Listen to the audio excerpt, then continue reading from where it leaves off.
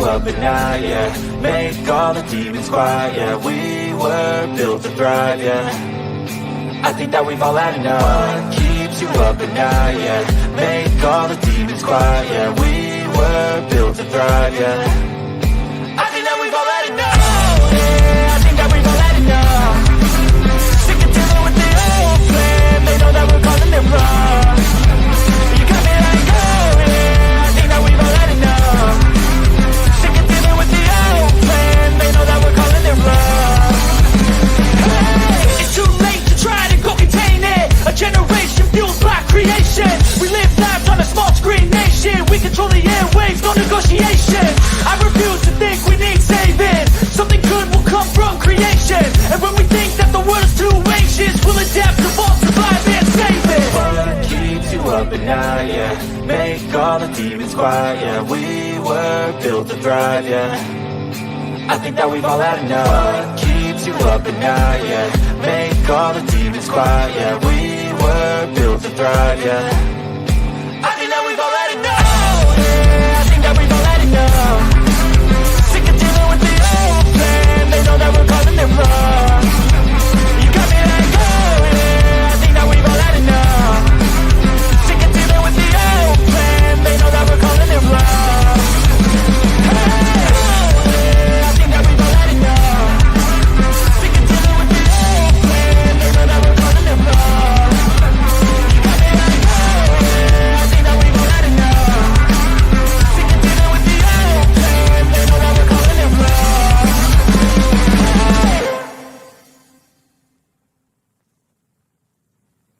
Nobody is coming to save you.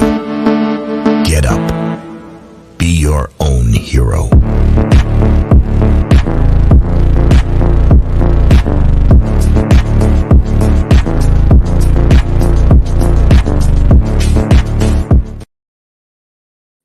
All right, welcome to Sovereign Soul Unchained Mind, coming to you live 250 miles above your imagination. From the International Fake Station, I'm up here with my Chinese handler. This is John Hong. He has a brother who couldn't make it in the space program due to a testicular disorder, and his name is Wan Hung Lo. So I want to welcome everybody to Sovereign Soul Unchained Mind. Listen, you guys crack me up. I'm getting this shit ready, and I'm looking over here in the chat, and I'm doing other stuff, and I can't get really involved in it. And Sidewinder's in here talking about put a 1 in the chat if you like 2s. You know, shit like that. I'm like, where are all these people? I love them, man. I love all you people that you're just crazier than hell, and it's cool as hell. Let's see who we all got here. I got Mojo Shops here with us, man. We got Saddle Bum. We got Jehovah's lovely daughter, Barbara. She's here with us tonight, and she brought someone with her. Someone here said that, okay, so Barbara's responsible for Kristen Gallo. Okay, so if Kristen misbehaves, Barbara, that's on you, man. You know, she just laid off all responsibility for herself right onto you. I hope you're ready to take that on for you. Now, I'd like to welcome you, Kristen. Thank you for showing up tonight. Got Earthship Beer. Sorry about that. Wan Hung Lo back here. He's upset. No, he's we too whoa. Something wrong. So got Benny Boys with us. Good buddy. Hey, across the big old fucking body of water over in England town. He's coming to us. I got Chicago Cubby Bears with us. Christopher Allen. I think I mentioned Earthship Bear, not beer. Okay. So just so we're careful, we're not trying to encourage anybody to be drinking. Kevin DeShill. That's a good one. Are you a DeShill? You got Don. Hello. How are you? Trip Canada. He said it was time to party. Stacy Jones, Kristen Gallo. So I was looking at this movie and I want to put the, oh shit, do I have it? Yeah, I'm going to put the link to it. It's really good. I showed a trailer for it last night and it's been out, well, a short time, but I would say 2 years anymore, man. I look at something that says 2022 and I'm like, oh, that's pretty fucking new. And it's like, wow, well, that's 2 years old. Shit, I can't believe we're already in 2024. But it really goes into these guys that started pushing the heliocentric nonsense and how this battle in the church actually went down. And some of the quotes, I just want to show you some of these quotes. These are insane. This one was from this one was from John Calvin.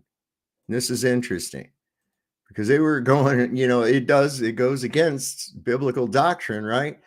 So he said, we will see some who are so deranged, not only in religion, but who in all things reveal their monstrous nature, that they will say that the sun does not move, and that it is the earth which shifts and turns.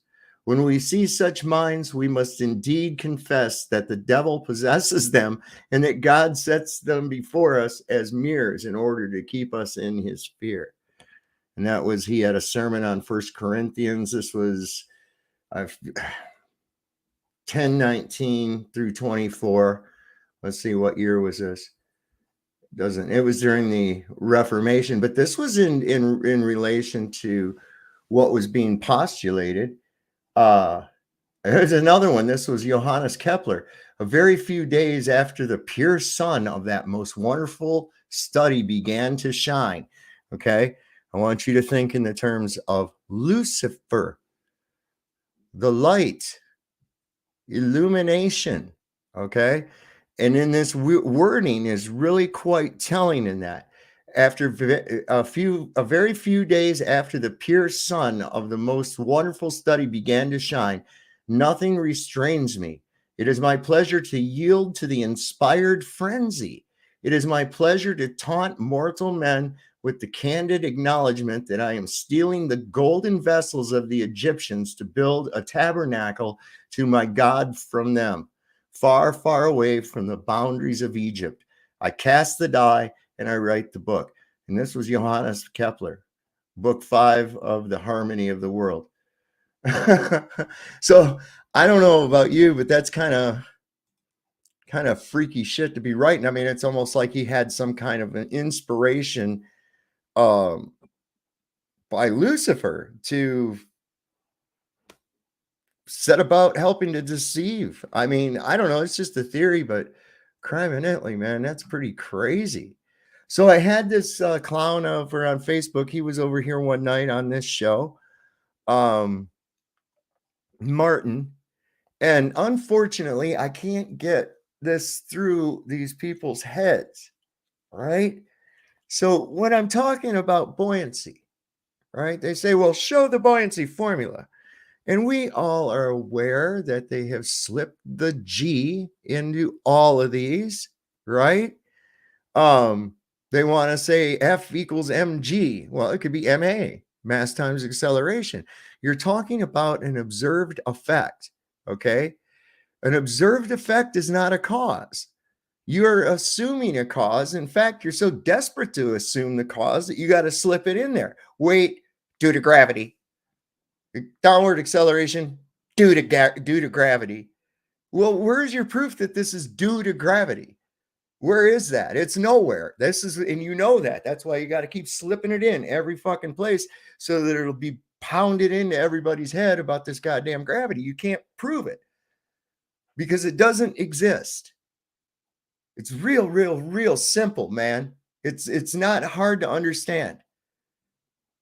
It's real. I mean, I don't understand why they have trouble. They'll go through such complications to get themselves to believe physical impossibilities in lieu of what it really is. And it's based on principles we observe and experience every fucking day, every single day, and I just can't understand why these people cannot grasp that. I really don't. I don't know, man. I don't know. I think they do, but in a lot of cases, like with this guy, he doesn't, he's shot his mouth off too much to eat crow and say, hey, I was wrong. I had to do that. I had to fucking do that. I used to laugh at flat earthers. I thought that shit was ridiculous. I was, you got to be fucking shitting me. These people are dumber than dog shit. Come on. And I too went with the idea, what is this, like some kind of revival of the 1400s, or what are these people fucking doing and shit, until I went into it. And if you can go into something, any subject, and look at it with an open mind, without bias, weigh out the arguments, man. That's all you have to do, unbiasedly. You know, and that's what I had to do. And I went, you know, I actually went through kind of a little bit of a grieving. I went, holy fuck. You know, I mean, I knew I'd been deceived about a great many things in this world, but been deceived about the world itself? Man. Brilliant, but diabolical. You know, I mean, it's really quite brilliant. But when we start taking those scales off our eyes, when we start realizing that there is more to this than what they're, I mean, I think what I'm trying to say is that this where we're at, and just even the whole like flat earth and the whole cabal is that it just is so logical. It makes so much sense, and then it puts you in a better place. I don't know how else to explain it. It's sort of like, holy shit, okay. So in answer to my prayers, you know, in answer to my hopes, as I delved down rabbit hole after the rabbit hole for years and years and years, because hey, I might have believed in space, but I knew Kennedy wasn't killed by Oswald. I knew that there was a lot of shit that we'd been lied to. Our governments lied to us all the time. But when I got to this level of deception, where I was, okay, where's the root of this deception coming from? And you realize where it comes from, man. I mean, you'll know right in your heart as soon as you figure it out. This is why I don't try to make anybody be a flat earther. I make you just question your beliefs. I'm going to make you question your beliefs. Because a lot of times what you're going to find out, man, hello, Malcolm Sheen and Logical Observation. What you're going to find out is a lot of the shit that you think, you don't really think that, you were told that. Okay? And then through a little bit of coerciveness in the form of populace, how popular it is. Oh, well, everybody thinks everybody knows that we sent things to the moon. Everybody knows. Well, wait a second. No, everybody doesn't know. Everybody was fed the same fucking nonsense you were. Let's run this through the logic factory. This is shit that's been presented to us by people that have a reputation for lying to us and oppressing us. Okay? Government is not benevolent.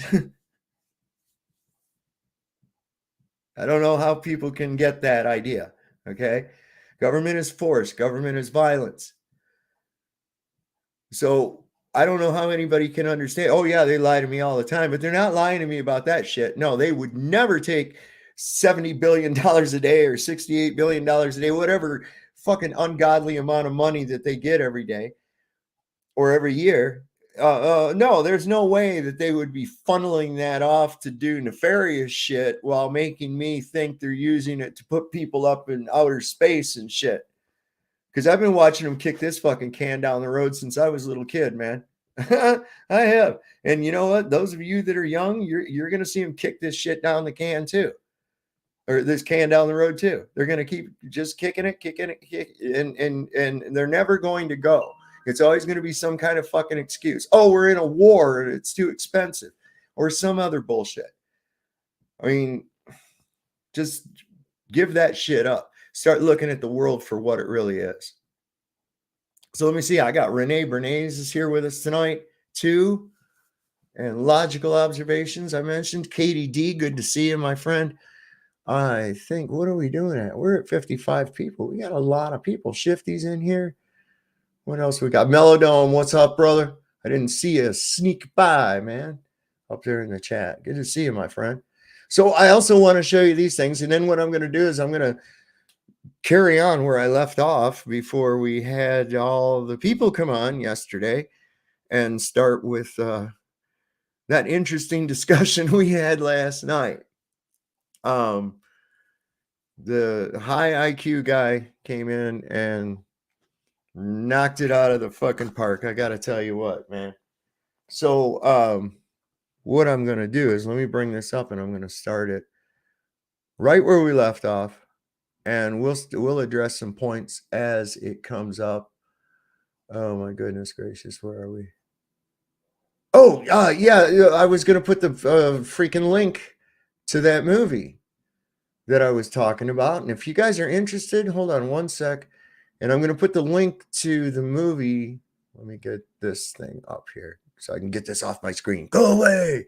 All right. So I got the link for that movie. It's called Heliosorcery. And well, let me just go ahead and show you the trailer. You guys, let me show you the trailer so you'll know what you're getting into. Let me pull it up real quick and then I'll give you the link too. Why not? Because that's just how I roll. That's what makes me cool. No, I'm just kidding.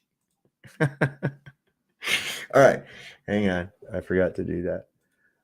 All right, let me grab this, copy it, then we'll full screen this, then we'll go, whoops, share screen, Heliosorcery. This is just the trailer, of course, but I'm putting the link right here. I'm going to paste it.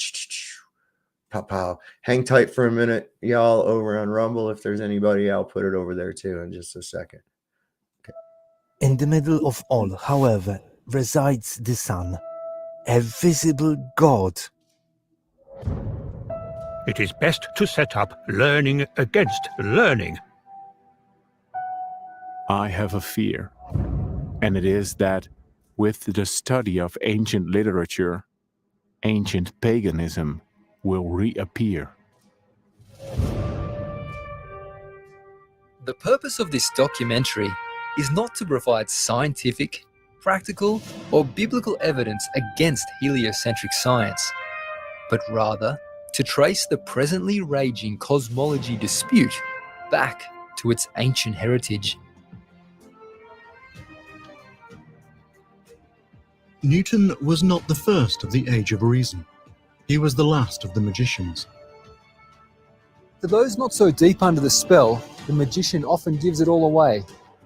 And when their work was done, the old theological conception of the universe was gone. The fool wants to turn the whole art of astronomy upside down. I was blinded by science. If the Bible could be shown to be untrustworthy, then the eyes of men could be redirected back to the learned doctors whose famed words had for centuries made merchandise over their souls. And we shall weed out from their minds anything injurious to Roman Catholicism.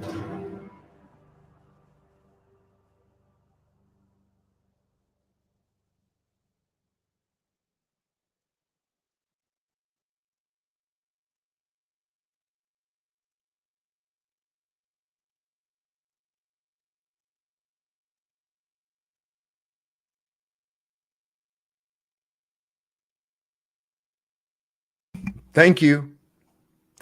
Anyway, it's a really good movie. I've been watching that. I think I got like 15 minutes left in it, but I think I'm going to watch it all the way over because I had some interruptions in my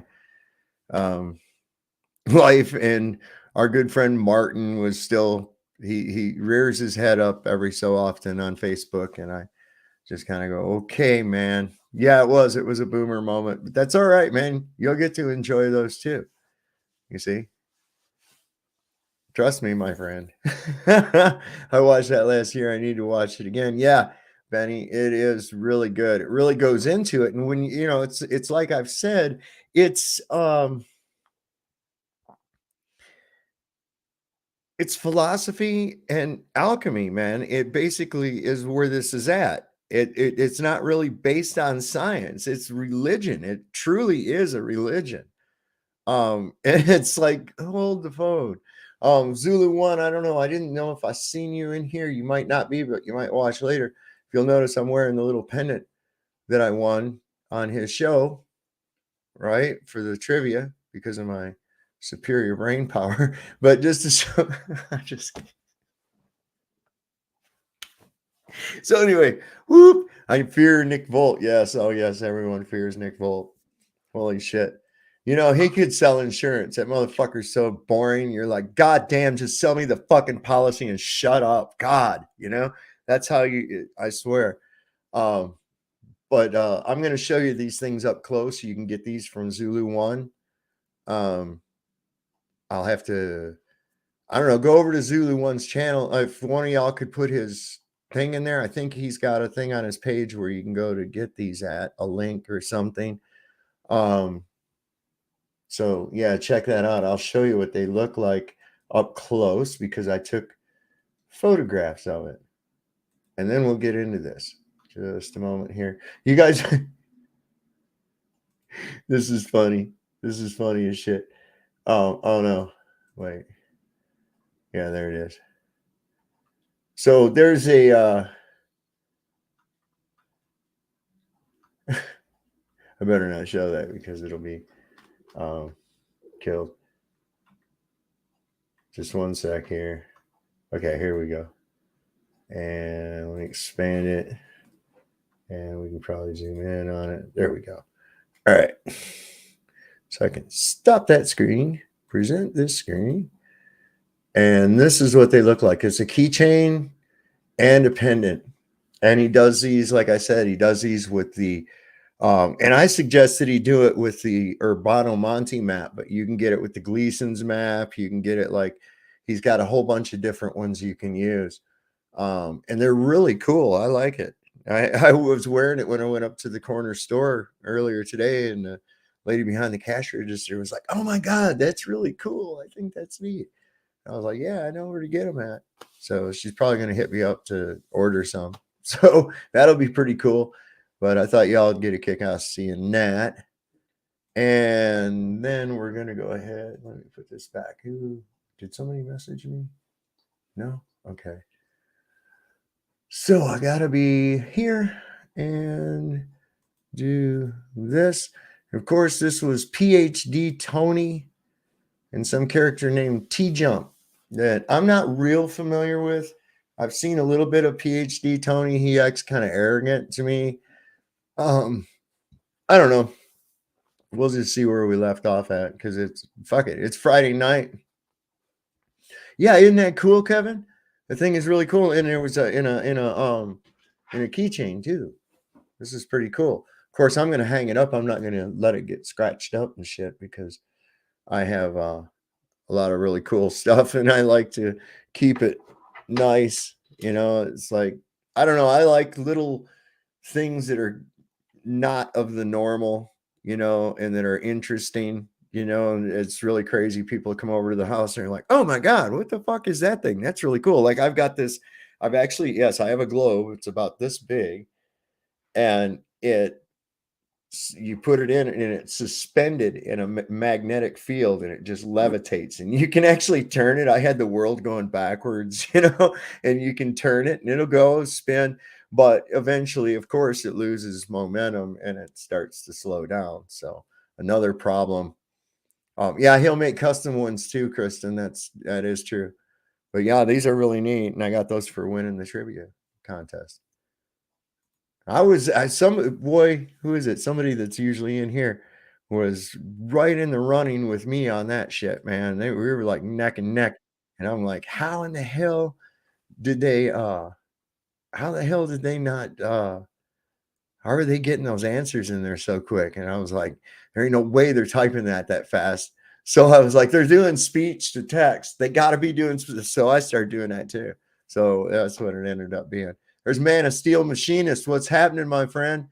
Listen, Man of Steel Machinist son does these awesome panoramic 4K videos of trains with a drone, and this guy has some of the, like, this is steady as shit. This is production quality shit. I was really impressed with it, and some really interesting trains and spans of, you see beautiful landscape and some pretty impressive trains of all kinds, antiques, steam engines, all that shit, locomotives. And from what I understand, he's in a contest or something to have a railroad video. So I think you'll win, man. He's at least I would look, that looks like it was like it's professional grade, man. It really is. And this is just his thing that he likes to do.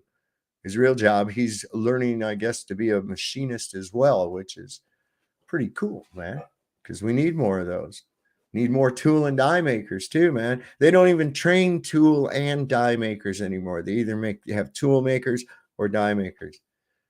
Anyway, that was what my dad was, a tool and die maker, and he actually made a set of micrometers, and I don't have them. They got lost a long time ago, and that pisses me off. So anyway, but they're really cool. He used a bolt with 1,000 threads per inch thread pitch, and that's how he built this micrometers. And he set the gauge, he made the gauge and engraved it, and it was really quite impressive. So yeah. All right, well, let's get into this a little bit and see where they're going. This is really a terrible place to screenshot for T-Jump, because it looks like he's about to break into song from Popeye or something. I don't know. Straight line trig. That would work if there was no atmosphere, no medium change, and everything was direct line of sight. But because there are these variables, I think that God bless America. The atmosphere that would essentially make squiggly lines added into the triangle. It wouldn't be a straight line trig. That would work if there was no atmosphere, no medium change, and everything was direct line of sight.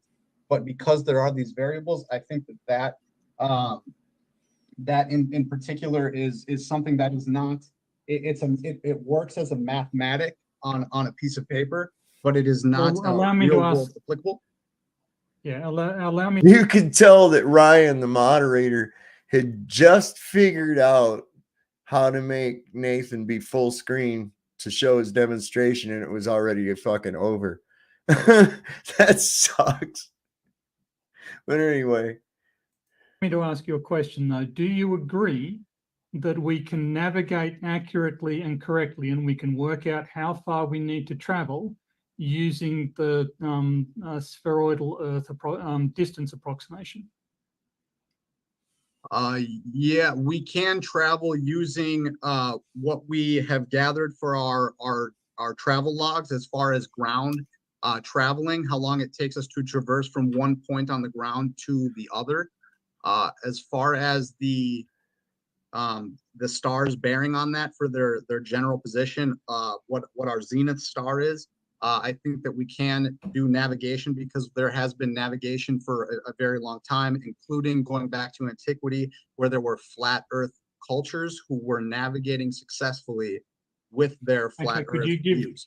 Could you give me an example of a flat Earth culture that was capable of intercontinental sailing?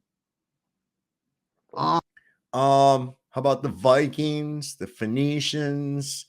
Let's see, they found evidence of, well, the Egyptians and South Americans, or at least North Americans. Some of them, somewhere along that line, there was trade between Africa and the Americas, because we find traces and evidence of their use of things that only came from the American continent, such as cocaine and tobacco, nicotine.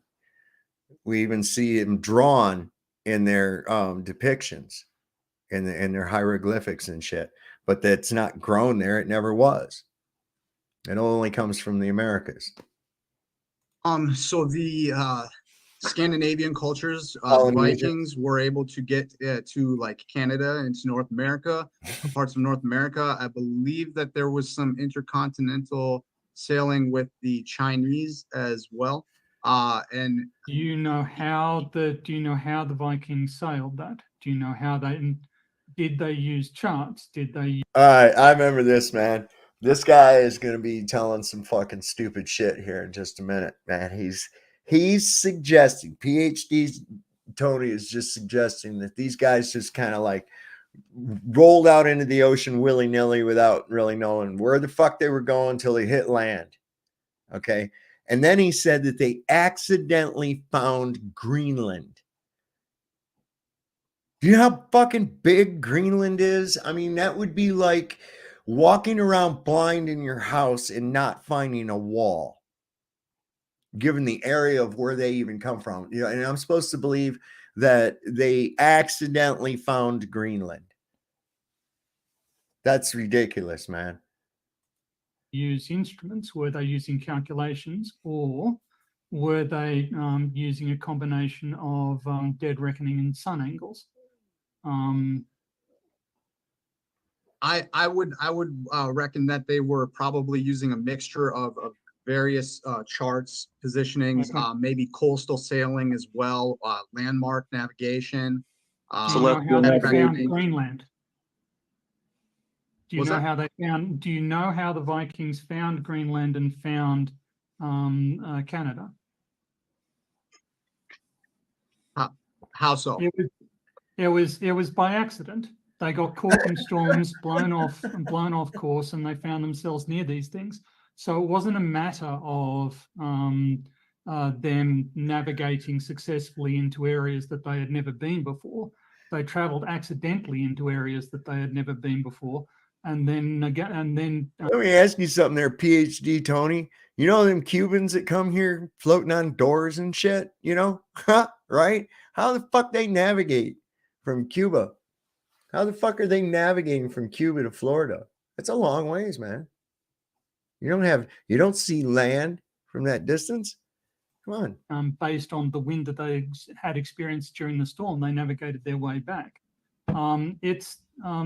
I see you trying to get out. You mentioned also the Antikythera mechanism, and I hear flat earthers mention that a lot. The Antikythera mechanism dates from around 130 CE, and by that stage, we know for a fact that the Greeks were using spherical trigonometry in order to calculate eclipses, sun positions, and planetary positions.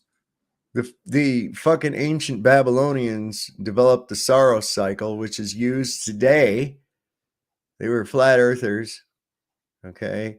They didn't take into account any spherical shit other than even if they counted the sun and the moon, but they also said there were two dark bodies. Rahu and Keku, I think, were the names of it. That these dark bodies, that you don't see them except during an eclipse, because we all know it is impossible for the earth to cast a shadow on anything. Okay, because everything goes around us. Okay, so the earth itself does not cast a shadow on any of the celestial bodies for any reason. That's not possible. I don't know how to make it more clear. We have the textbooks that they wrote on these subjects. Also the claim, you know, this is a slightly different topic, but the claim that the stars don't move is demonstrably false. We know from these old star charts that there has been precession of the equinoxes. Yes, Matthew? Okay, I would like to address just a few things. First, we have precession of the equinox because the entire thing is on a 2100, I think it's 2160 years. I'm thinking that's the number. Isn't it the size of the moon as well? But I think it's 2160 years, right? That we come into another age. Okay. This means that we have a shift in the equinox. So when the tropics were named, that's because the equinoxes happened in the Tropic of Cancer and what they call, or in the house of Cancer, in the star sign of Cancer, that's where the sun was at. And it was in Capricorn. Okay. So those two are what denote the two tropic lines that we use today. By all rights, right now, it is on the cusp of changing, but right now it's respectively Sagittarius and Gemini. It's always the one right directly across. And why is this? It's the same reason as it's because of the rotation of the sky. Once we come to a new age at the equinox, once we come to a new star sign at the equinox for the sun, every 2,160 years, for some reason that number's sticking in my head. I think it's right. I'm going with it. I could be wrong, but approximately 2,000 years. All right. So that shifts over. So we went from Aries, and that was around the time of Abraham, the ram. Okay. And before that was Taurus. Okay. We had the bull, the ram, and then it goes into from the ram into Pisces. Right. I think that's the right order. And it goes into the shift of the next one. So it's about every 2,160 years, it shifts a cycle. Then you have what's called a great year.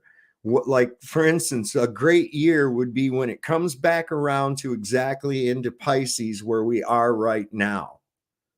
And I forget what that number is. I'll look it up while this is playing.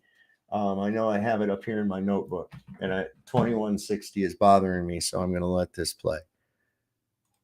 You did lie when you said we didn't address that we were talking about the shape of the earth. If you play back the video, the first material conditional I gave for the globe theory to be true was the curvature of the earth. So I forgive you for lying, right? Okay, Sir, I object to that characterization. I object strenuously. I never. Play back the video. Play back the video. I did not accuse anyone of You lying. did. No, I didn't. You said we didn't bring up the shape of the earth. That was the first thing I said. Never left my mouth. You said you're talking. You showed a Rubik's cube, and you said it doesn't matter if it's spinning. We're talking about the shape of it, and I was just in. I was like, that was the first thing I brought up was that we were talking about the shape, right? Yes, and I didn't say you didn't. What I said was that your questions. What I said was that your questions about rotation and planes all have to do are irrelevant to the shape. Rotation is irrelevant, right? Pardon? How do you think? Can I? Okay, really quick. Yeah, on globe theory. Really quick, PhD Tony, the reason rotation would be important on a globe Earth is that would be the reason for having day and night. I'm not disrespecting you. It's not irrelevant. But that's the first thing I brought up. But I do want to change the subject really quick. I want to just kind of like, really quick, I want to go back to T-Jump, man. If someone stop. Before we go back to me, I want to fix this problem. So like, well, I want to get off my chest. Because you said what if someone jumps on a plane? Stop. Right? This is moderation is going terrible here. Yeah, well, you've missed the point, Matthew. You've missed the point. Go ahead, Anthony. We stop. You missed the point. So Anthony, when he was bringing up the cube, he was telling us to stay on topic of the shape. He wasn't saying you didn't address the shape in your elbow. He did not say that. That was not a part of his claim. He was saying let's stay on topic about the shape. So you calling him a liar, you were wrong. Okay, you were just wrong. Dude, I was talking about the shape. Everything I mentioned. I don't care, Matthew. You missed the point. I don't care if you don't care. Matthew, stop talking. I don't stop care talking. if you don't care. All right, everything. We're gonna let T-Jump have a second here because he hasn't said anything in a hot minute. So go ahead, T-Jump. Tony did not say that what you said was irrelevant to the globe. That was not the point. All right, real quick, I'm going to bring something down here just for a second. So a great year, in other words, it'll take for us to come right back to right where we're at right now on the cusp of going into Aquarius, 25,800 years. Okay. So let's see, how long is, is an age. Let's see. How long is an age? Come on. Dix.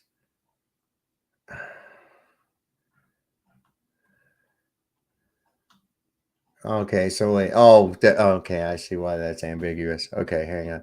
I'll refine the search. Was not the point. He was saying that he was making an argument about the rotation not being relevant because that's a separate topic, which is fine, but that was a different thing. He brought up one point. You calling him a liar was wrong, okay? Because he wasn't claiming you never addressed the shape in the beginning. I don't know why you're spinning your fingers like an idiot because it doesn't address the point. Okay, if it's about flat Earth, what do you think we're talking about? How would we not Stop, stay Matthew. on Stop, topic? Matthew. Stop, Matthew. How Go is back it to the first claim. possible? One claim at a time, Matthew. You Right? claimed he was a liar because he Yeah, said because he said we weren't Stop. addressing the shape. Okay, Matthew, I think he already clarified what he had said in his intro, Matthew. So I do want to move on from this the idea that he Yeah. was lying in the intro. Maybe Yeah, there, like I said, but- maybe there was a misunderstanding, but Nathan Yeah, had my something under- he wanted to yeah. ask. So let's carry on and try to progress the conversation because we're getting into Yeah, meta thank- debate right now, and it's How would it not be about the I shape? think he's just talking. There are various topics. What's going on, Matt? Hey, how you doing, man? Pretty good. Pretty good. You don't happen to Caught- know? Oh, I wait. caught your debate with Brenda the other night, and that was fantastic. You handled yourself very well. Thank you. Yeah, I was right. It's 2,100 years is what they were saying, but I think I've seen it taken down exactly to 2,160. And I remember remarking on that because of the fact that that's the diameter of the moon, isn't it? 2,160. Isn't that what they tell us? Yeah, I think it is one. Yeah, Yeah. 2160. Yeah. So, and it's 2,160 years between ages. Like, for instance, between when it first the equinox started in and brought us into the age of Pisces, that was almost 2,160 years ago, and we're right on the cusp of going into Aquarius. And then I that think, it'll yeah, stay I in it. think, yeah, you're on something there because I remember hearing that Yeah. back long So time then ago. what happens, it'll keep moving a little bit, and it's going to be in Aquarius for another 2,100 years and then go into the next zodiacal sign. See? And so let me see, I can bring up a zodiac sign real quick. Zodiac chart. Well, that's supposed to be like the ages or the eons, like the measurement for an eon. Right. Okay, so we've got, let me bring this little picture. Come on, little bastard. Okay, so right now, let me see. We're in Pisces, right? And then it's going to process just enough. And this is what they're talking about, this procession. Let me bring this up on the screen real quick.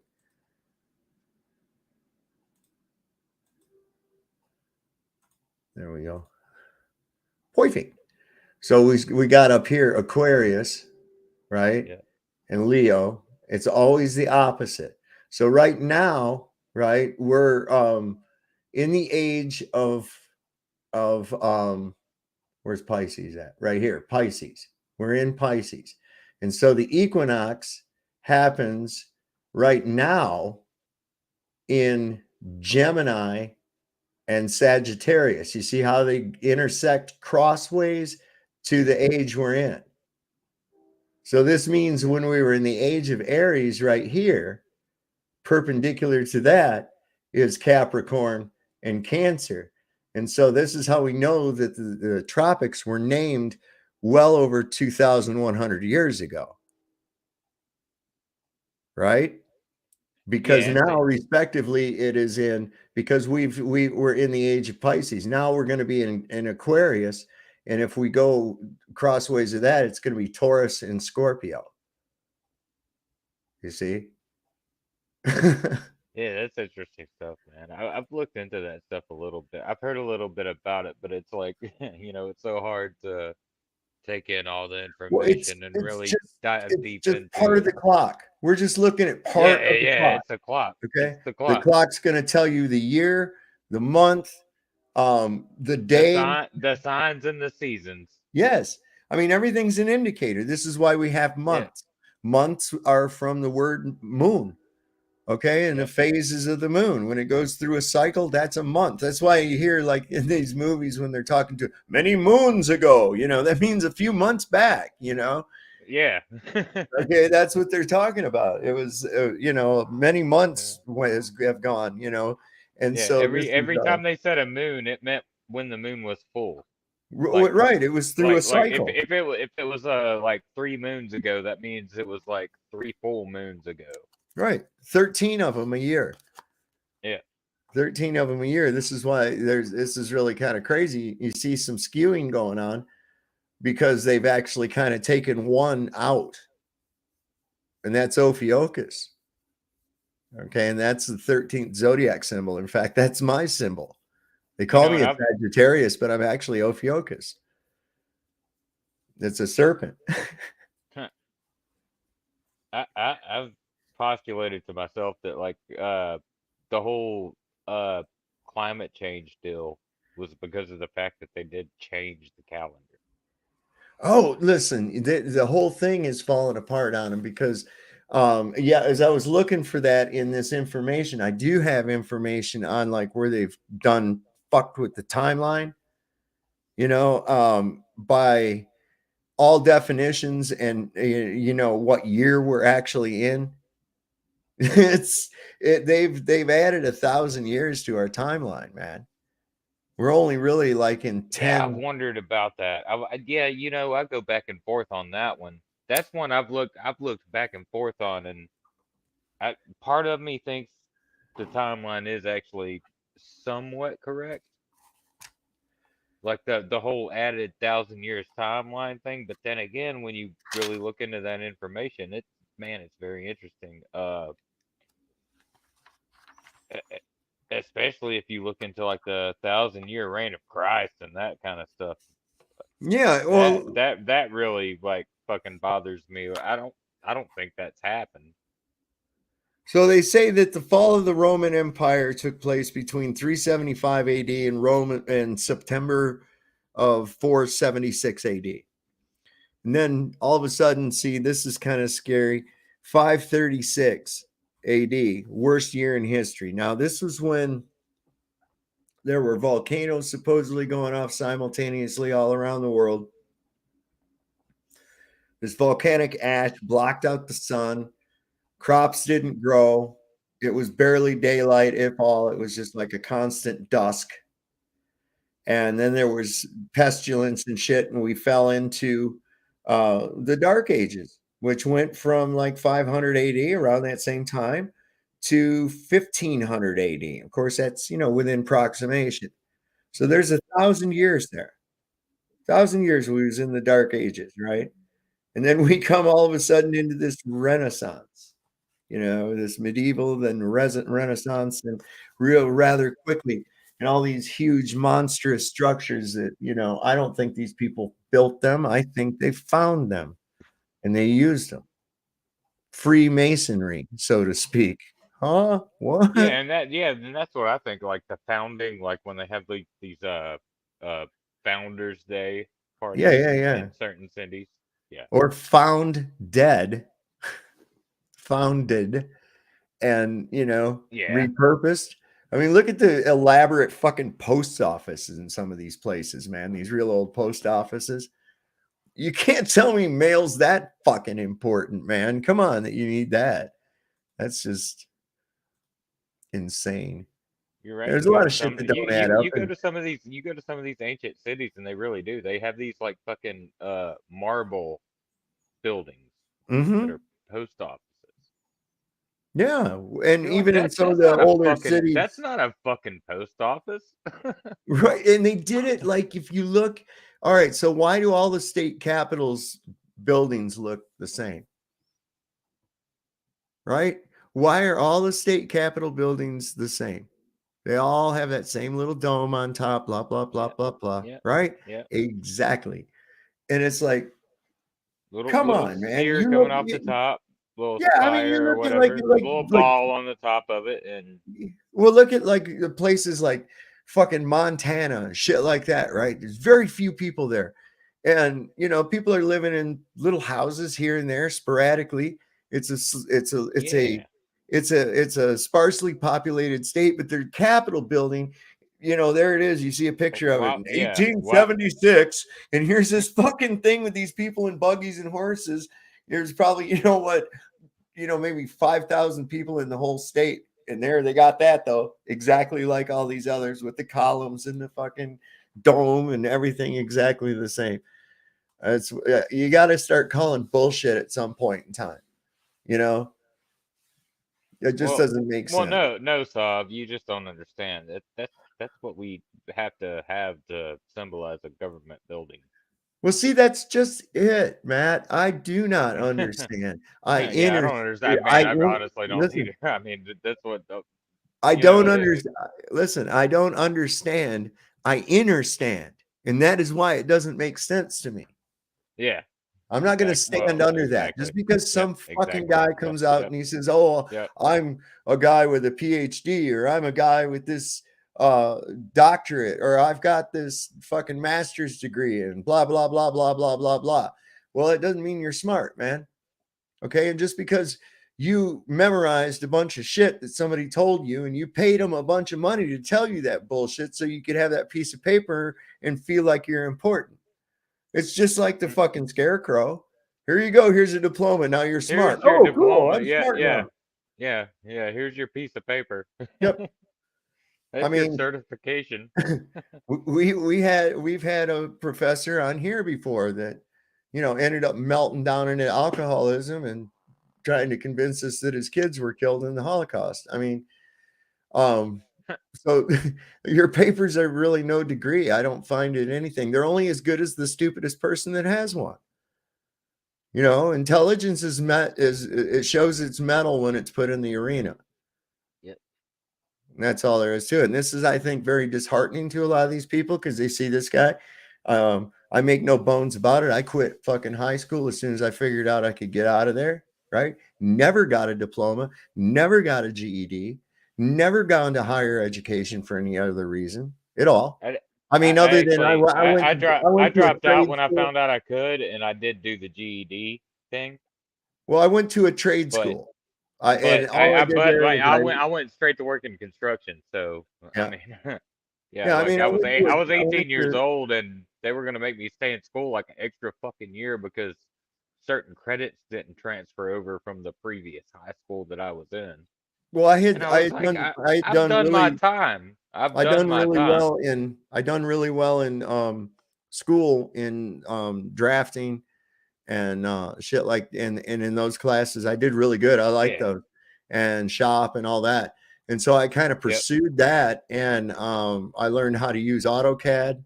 And so I was somebody who knew how to use the drawing board as well as AutoCAD. And I'm talking about before Windows, AutoCAD. You had to run it up. from I know. DOS. I know what you're talking about. Yeah.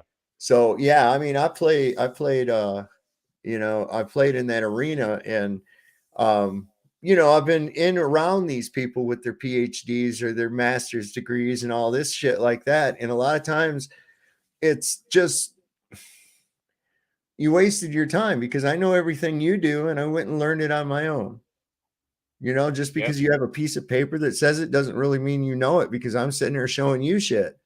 You know, because I was free of the curriculum.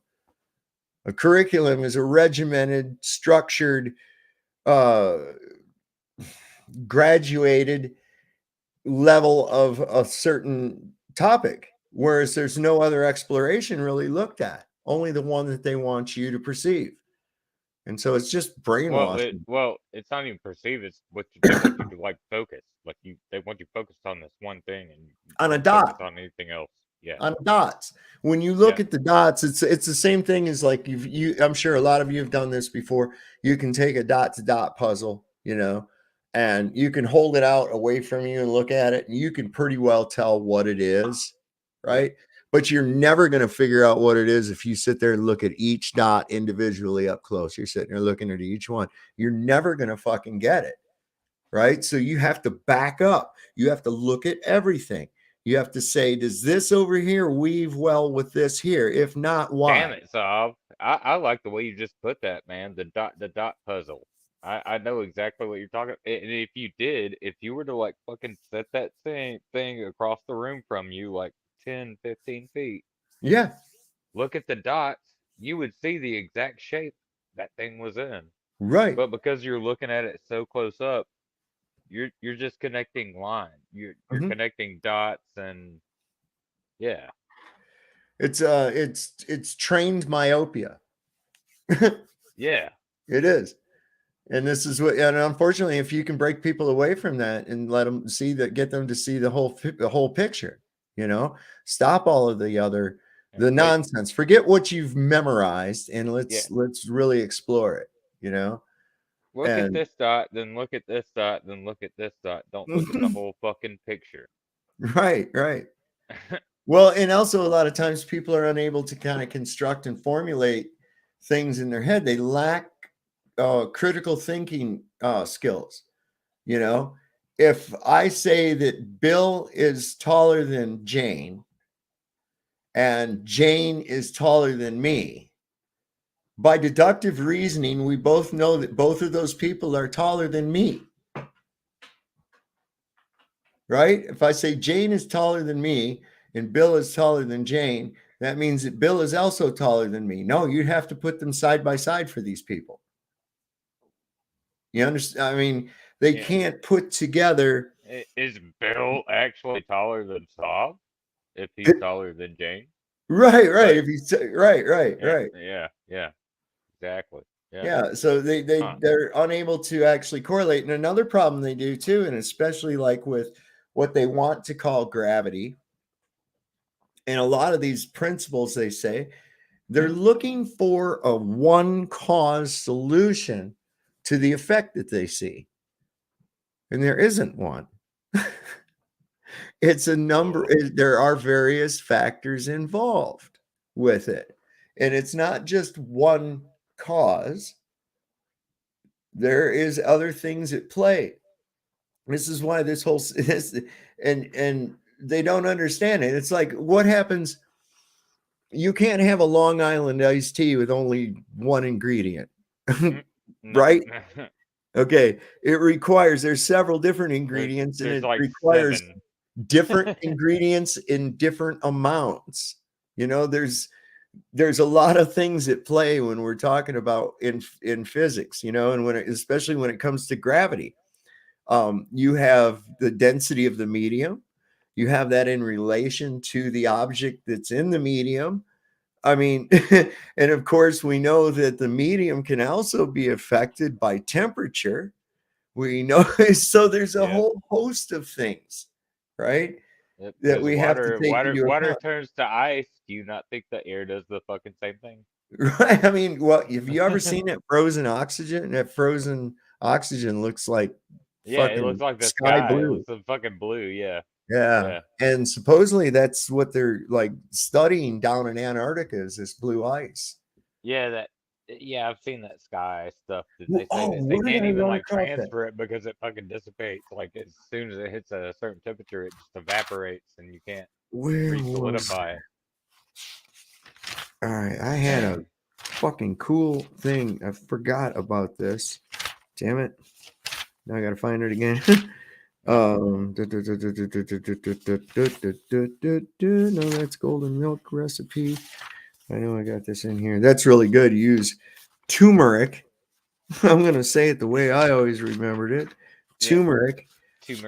And it's a way you use milk, and there's something else you do into it too. And it's I have the recipe in here.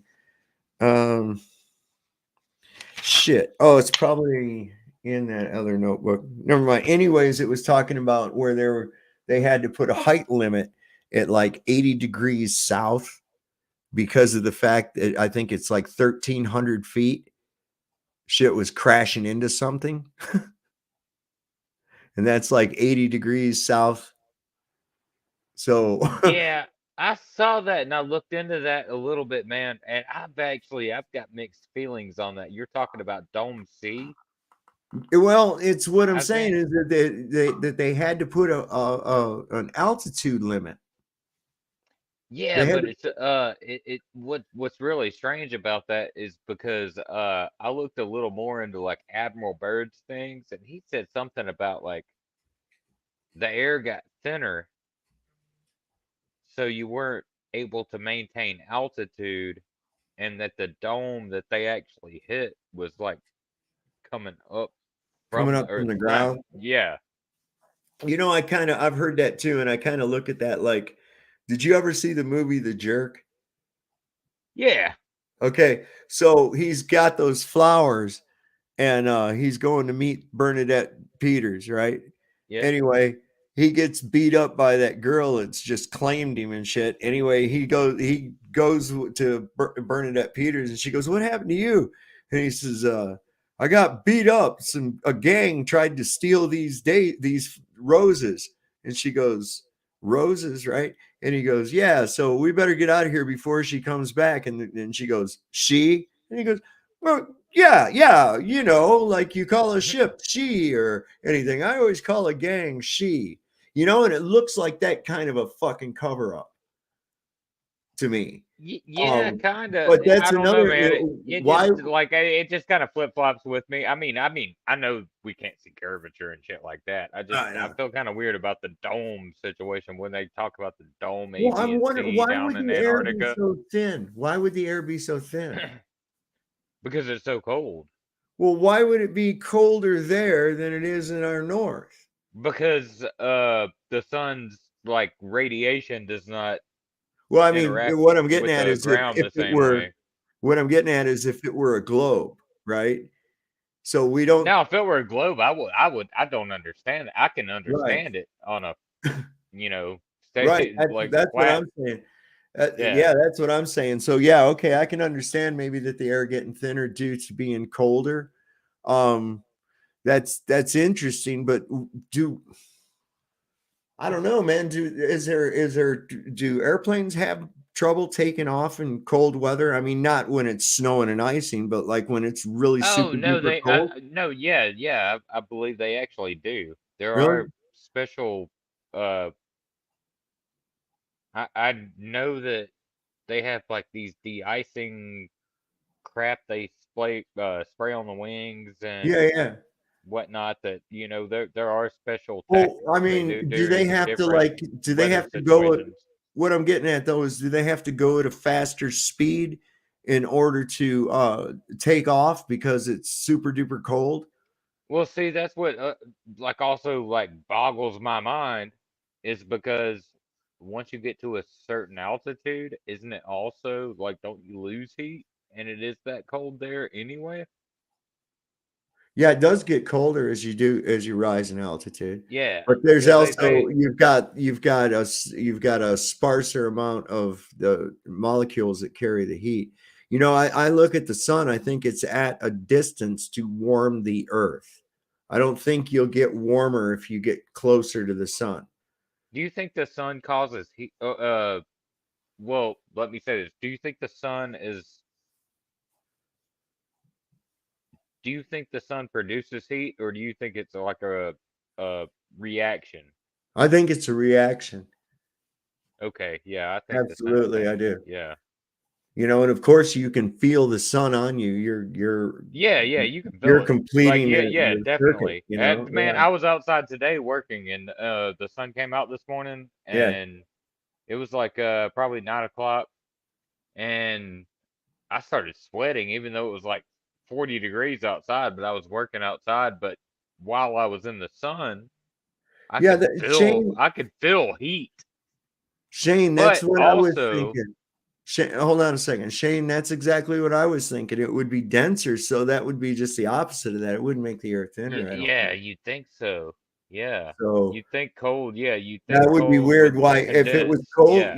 yeah, it makes sense because if it was denser air, you'd probably need, I don't know, regarding the drag on it and everything. I don't know. I'm not a flight engineer or anything like that, but I would say outside of that, it would probably take less thrust because the air being denser. Because see, that's the whole reason. One of the things, like when they say that plane at 9/11 was doing 500 some miles an hour, Yeah. and I'm like, not at that altitude, it wasn't. because the air is too dense. One slight movement on the flight yoke and that thing's coming apart. It's not designed for that speed at that altitude. It can get at that speed at 35,000 feet because, of course, the air is less dense. Thinner. Right, right.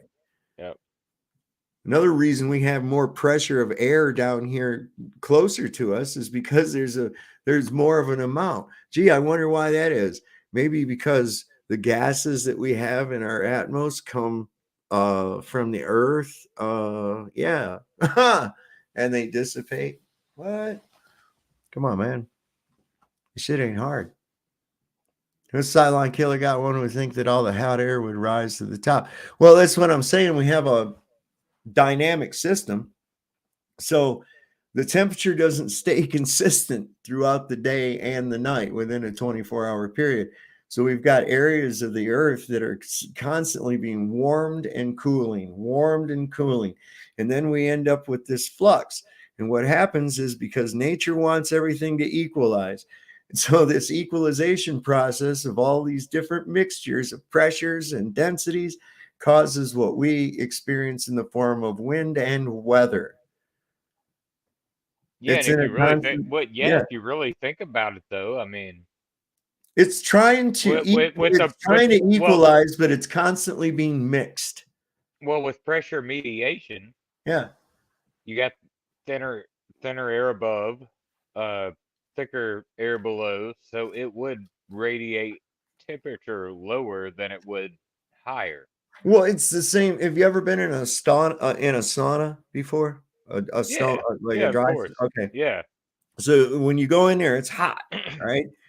And then you can actually look at a thermometer. It'll do this.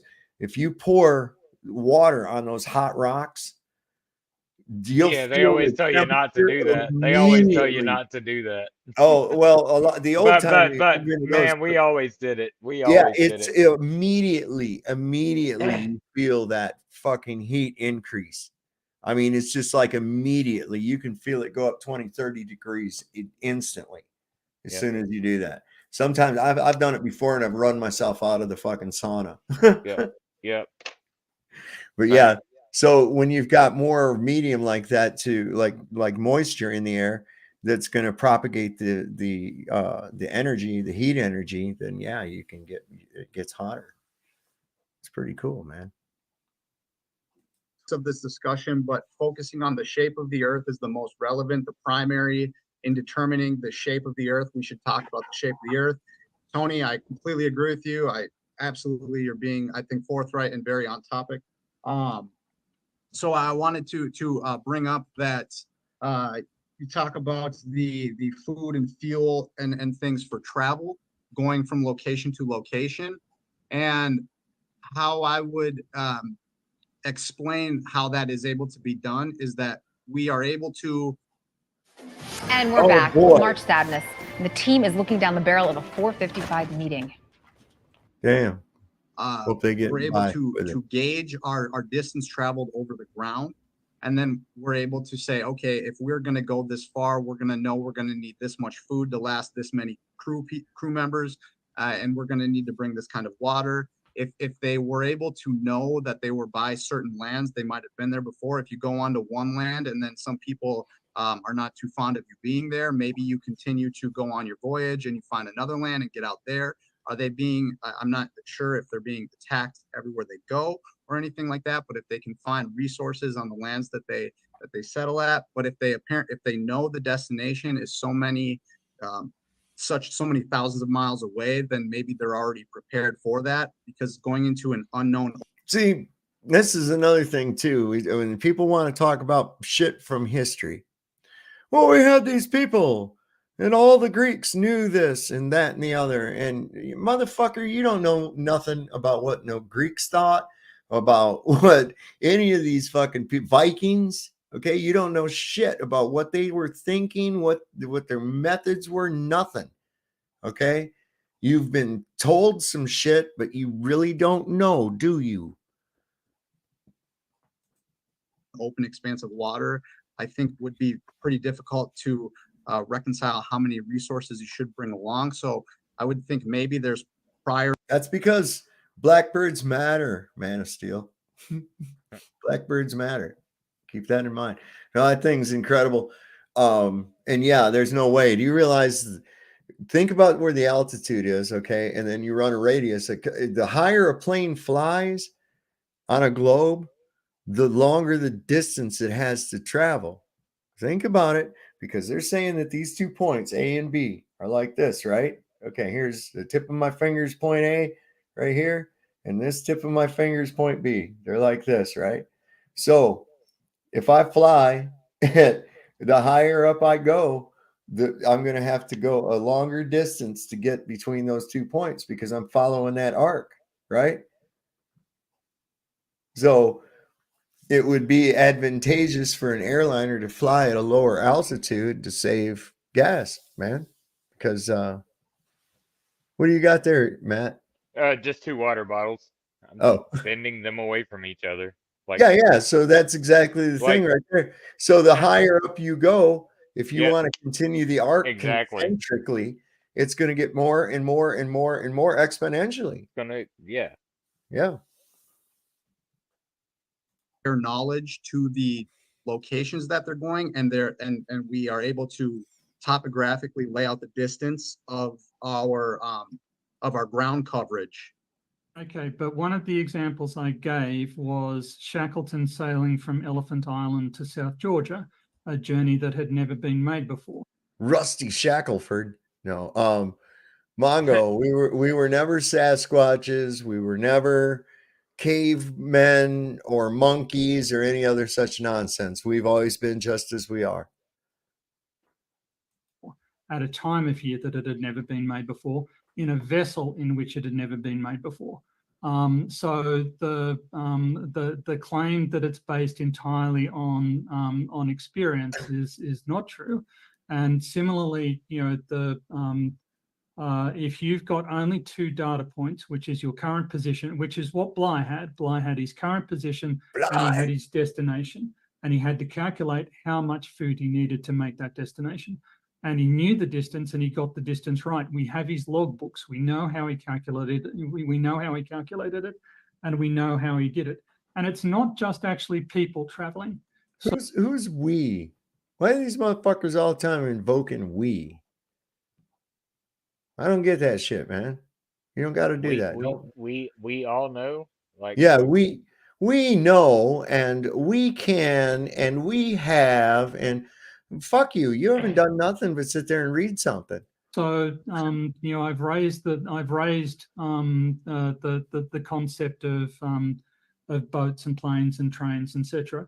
But actually, the speed with which earthquake vibrations travel, the speed with which tsunamis travel, the speed with which atmospheric pressure waves travel, the speed with which all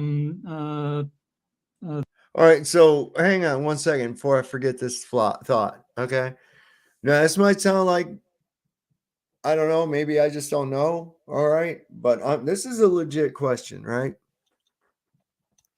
So why is there a difference between nautical miles and statute miles? I mean, isn't the distance a difference? I do not actually know. I don't actually know that because they. Yeah, what is the difference? Well, I think it's like 1 point. Well, I mean, I know the right, difference, so, but why is there a difference? Right. So I'm just like, why? Why would that be? Is a distance or not? And and I think it was Brenda, I could be mistaken, but if I'm not mistaken, I think Brenda said that was due to Earth curvature, but don't you have Earth curvature on the land too? Why are you not just using nautical miles to be miles everywhere? I mean, I can't understand why distances on the ocean would be more or less than they are on land.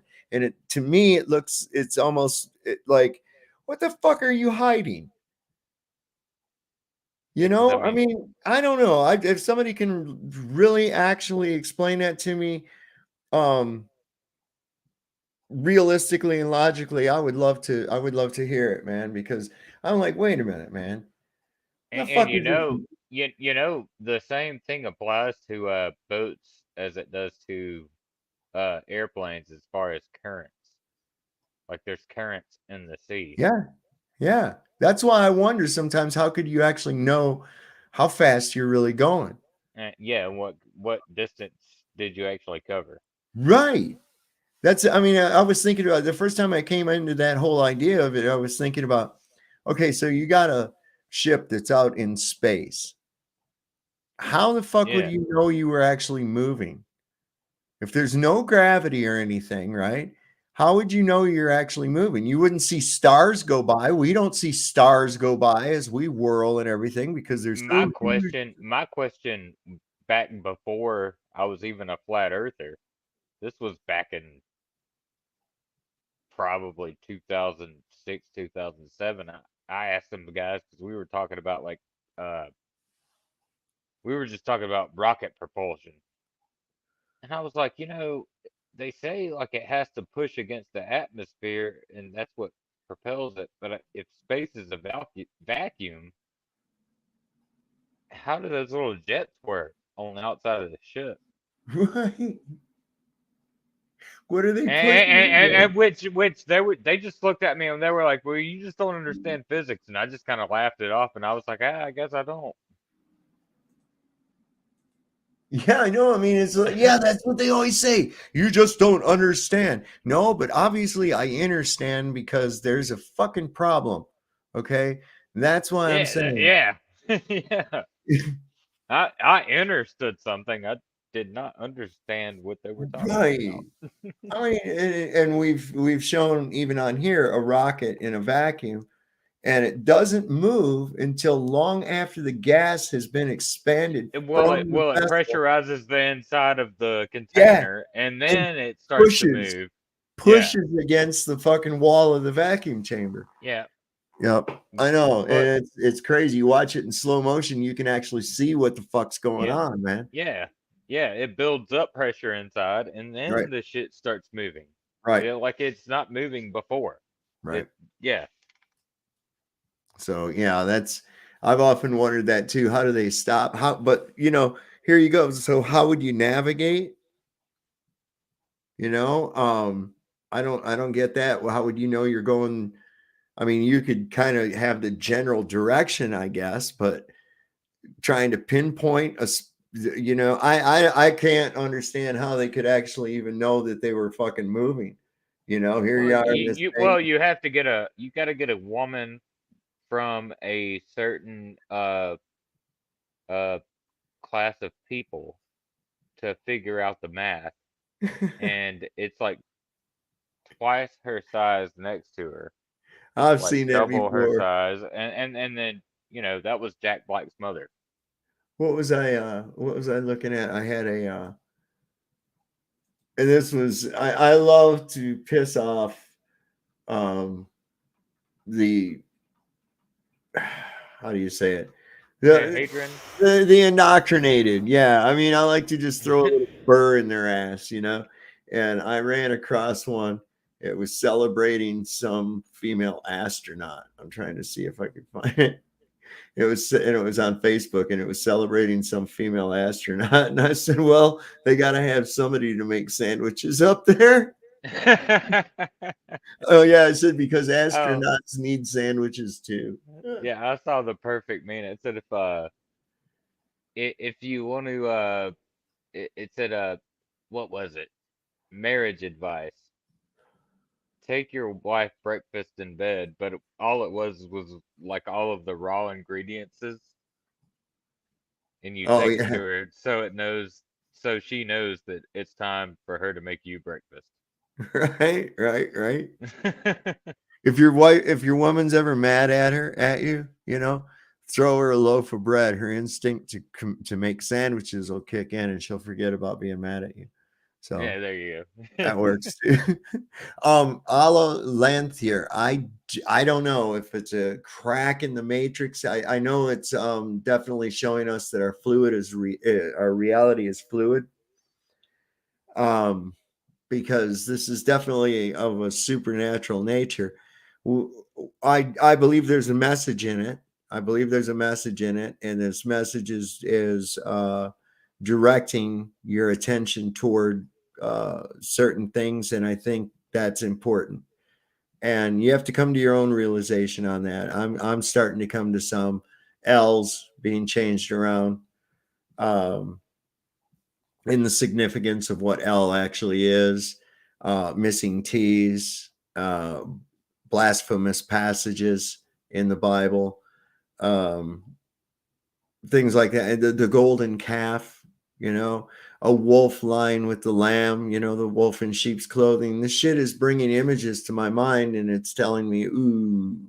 And especially when I see the church, churches deny it with such vehement hostility, tells me that I was right as a child when I said, how do you know that the church isn't Satan in disguise? You just told me he's the best trickster in the world. We just got done talking about how he's the best deceiver that there is, right? And I heard the man up there in the preaching hall saying about how Satan is ruling the world, right? And so I'm like, man, wouldn't it stand to reason you could capture a lot of people by disguising yourself as God's religion, right? Where they're secretly worshiping you and they don't know it. They don't want to even entertain that thought. Not at all. That's why I stay the fuck out of that, man. I have a relationship with the Father God, Creator. It's outside of religion. I'm a good person. I do no harm to anyone. I don't create victims. I just live my life. I'm like the porcupine. I just go on through the woods and I do porcupine things. But if anybody fucks with me, then they got a bad problem on their hands. See? I love that, Saab. I love that, man. I love exactly the way you said that. That was like 100% how I agree with it. Cool, man. Like you have a relationship with the Father, the Creator. Right. You don't have to listen to man's word or man tell you how to interpret. And I don't have that's what these churches do, man. They tell you how to interpret the word, and it's like if you actually read the word, it's like this and the best preacher part doesn't is know what the fuck he's talking about, man. That's not what the fucking book said. I don't have to justify it to anyone either. Yeah. Okay. And Exactly. That's how I feel. That's how I feel. I don't have to justify my shit with Right. anybody else. Like I live like you live by example. Seeker. Hold on one Yeah. second. You got to connect your microphone and your camera. For some reason, it's not allowing you up. I think I know who Seeker is, but we'll see. No, but look at it like this, okay, Matt. So do you have brothers and sisters? Yeah, I have actually one brother and one sister. Okay. And I'm sure your mother loves all three of you, right? Yeah. Okay. The relationship your mother has, and even your father, I don't know, with each one of you, siblings. It's a different relationship. Right, but he loves you all. He loves you all equally, but your relationship is different. So if you came along and tried to adopt your brother's relationship with your mother, it's not true. It's not the true same. relationship. Well, it's not the same. It would be dishonest. So many times what you find with religion is the fact that you're taking someone else's perceived relationship with the Father Creator and adopting it as your own instead of seeking your own, finding your own. God, people go out here looking for God. This is just evidence of God. Where do you find God? You find God within. Within you your find heart. God within. Yeah. 100% agree. So yeah, you can't be looking out here for God. That's only evidence. Okay. You have to find it from within, you know, and it might not, some people may not find it, you know, others, they shun it out because they feel that by playing peekaboo with God, by going, you can't see me now, by covering their eyes, they think that God can't see them anymore. And it's really quite weird because what they're actually looking for is, okay, so I'm invisible to God and therefore I have no accountability for my actions here while I'm on earth. My my experience from what I would say is he just wants all of us to be honest. He wants us all to be what now? Honest. Honest. Yeah, absolutely. Absolutely, man. It's like, look, just do what's right. Okay. Yeah. This is even defined as what is a right. Any action that you commit that is right. No In other words, it usury. doesn't Don't cause take any advantage. harm. Don't take advantage of people. Don't fucking throw one over. If you can give somebody a hand, do that, because that's actually looked on as, being graceful and whatnot. If you can help somebody else, that's what the works is about. But at Grab the your same chair, time, Rick. I'm not going to go around and try to preach to people and try to tell them, oh, you're supposed to live your life this way, or you're supposed to live your life that way. Right, right. It's supposed to be a natural connection. Right. Now it's a different story if they're doing something that's causing loss, injury, or harm to somebody else. Well, of course. By all means, take defense of that person if they're unable to defend themselves from it, right? Of course. And admonish of course. Admonish yes. it. Because there again, we know that for evil to prevail, it only takes for good men to stand silent. And we don't want to be this. That's where I think discernment, the word discernment, like that's what that means. You discern the situation. You make a decision. Like you are in a sense governing yourself. Yeah. But also, like, a lot of people want to tell you, like, judge not lest you be judged. No, it's judge not lest you not be judged. Oh, I know that's the Mandela effect. Yeah, that's the Mandela thing. But at the same time, if you really think about it, like, you judge people because you care about them. Well, and another way to put that is when you point your finger at someone else, you have 4 more pointing back right at you, or 3 more pointing right back at you, right? Yeah, that at the same time. But what I'm saying, like, when you're judging people, I'm saying you're using discernment. You like this, like, to me, like, when you judge people, you're deciding if you're gonna, like, take that person's advice or not. You're opening yourself up to judgment. That's what it is. Yeah, that at the same time. You're opening yourself up to judgment. When you judge others, you're opening yourself up to judgment. And we see that in a rudimentary fashion, even when kids argue, Somebody say, well, you're a dickhead. And the other kid says, oh, yeah, well, you're an ass face. You see, that was just a real brief exchange, but it's the same thing. It goes along with the an eye for an eye leaves the world blind. Or he who lives in a glass house should not cast a stone. That goes right along with it, because you're going to get rocks thrown back at you, and you might have not the strength to withstand the stone. That's right. So, be careful what you go after, Pretty much, I think the best rule of thumb is, unless it's really a concerning matter, just fucking mind your own business, man. That's actually how I feel about it, honestly. Like, you live by the creed, man. Don't start no shit, won't be no shit. Yeah, and I try to separate. Like, once I see people acting a certain way, I just separate myself from them. I don't. Look, the Mandela effect is quickening, accelerating, and very intensely real here in the United Kingdom, England. We have same effects as the rest of the world, especially our brothers and sisters over in America. This is real for a lot of people. And, like, for instance, they've come up with a lot of excuses. And oh my God, I got to show you this one. So my wife is at some museums and shit with her friend up in Philadelphia.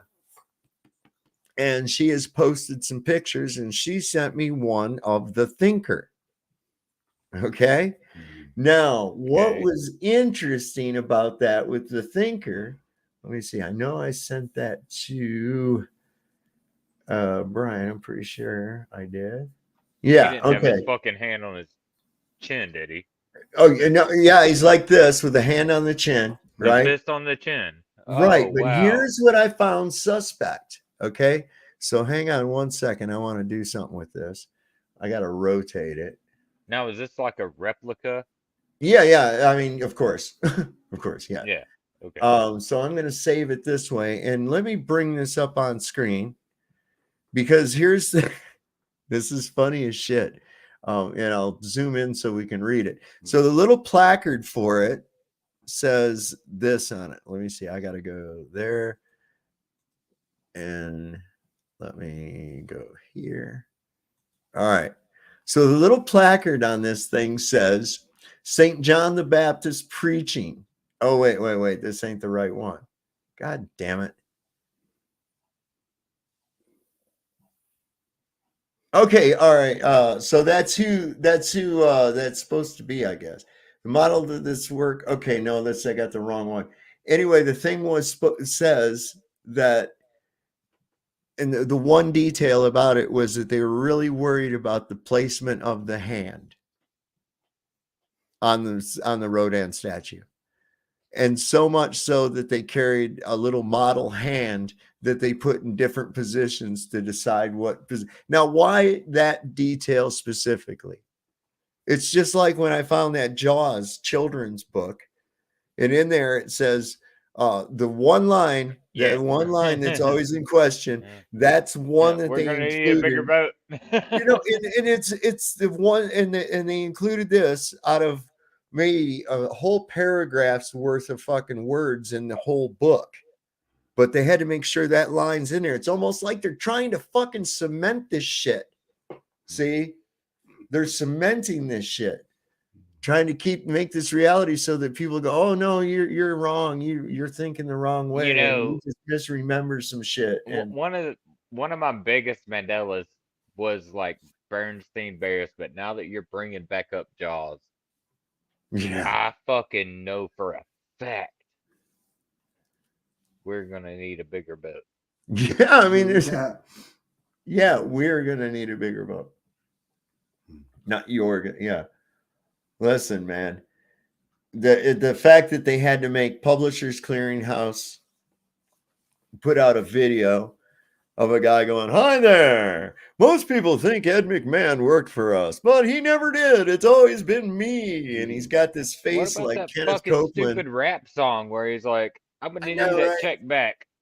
Like Or- fucking what Brian uses for his intro. Like, well, I'm gonna need that check back. It's like, why would you even make that music video if you were not the fucking person handing out the check?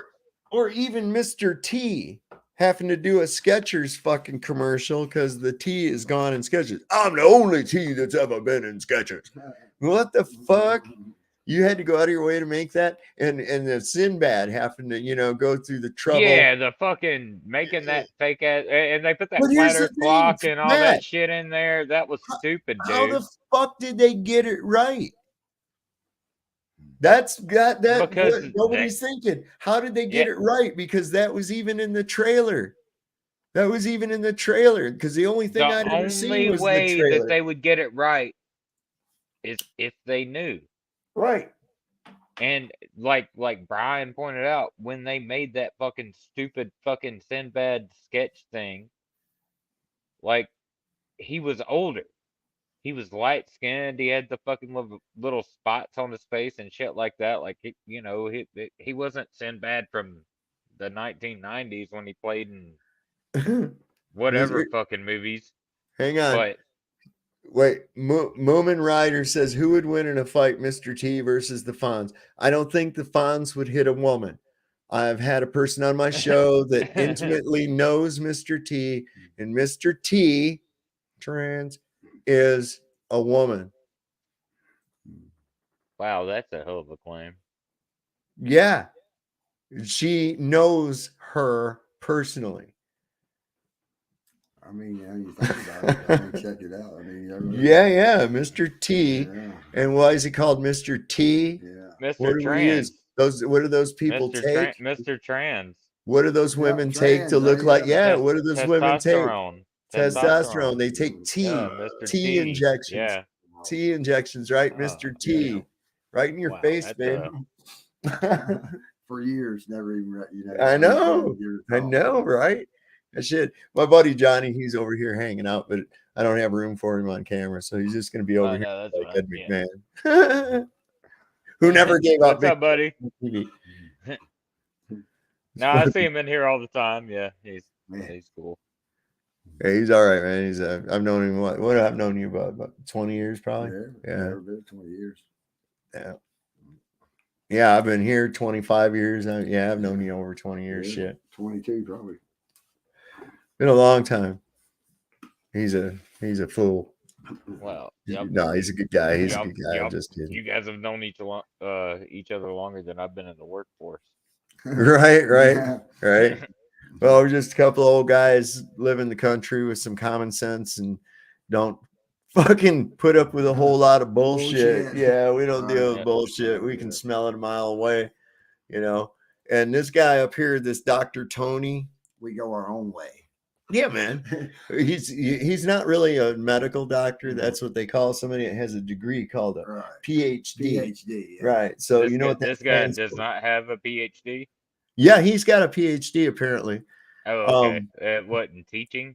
Or I don't know. what? All I know is Regurgitating? a PhD stands for piled high and deep. Yeah. You know, like any other kind of bullshit. I'm glad Piled he high jumps and in deep. here because he's just really gonna dumb it down. He's very arrogant. He's very arrogant. If you listen to him speak, very arrogant. And what you'll find from academics is this: a complete and utter faith in their textbooks and their fucking writings, and they get mired down with peer review, which is fucking disastrous for science. It really is. Hey, there, she made it. Yep. Seeker. By a minute of T Chump dumbing it down as like actually dumbing it down. Talk to me, Seeker. Hi, can you hear me? Yes, I can. How are you doing, hon? I'm well. How are you? Good. You look like you was having some trouble. I kept seeing you pop up backstage, Yeah. but it said that you didn't have your camera or microphone hooked up or some shit. And that's what I was trying to tell you. I was like, no, your I microphone was and camera. doing it on my PC. Oh, really? Oh, don't you have a camera and microphone on Right. your PC? Barbara told me. You're still there? I think you. Hello? Seeker. I do. Oh, you're cut. Oh, yeah, she's putting. You're cutting out on me, doll.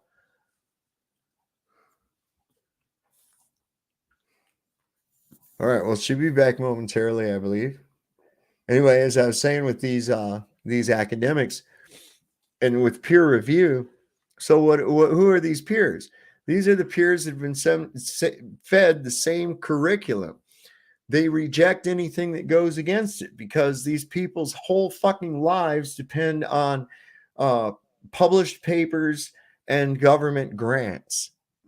Okay, so it comes about publishing and money, and oftentimes, more than not, a high degree of nepotism is involved, along with politics, and of course, money.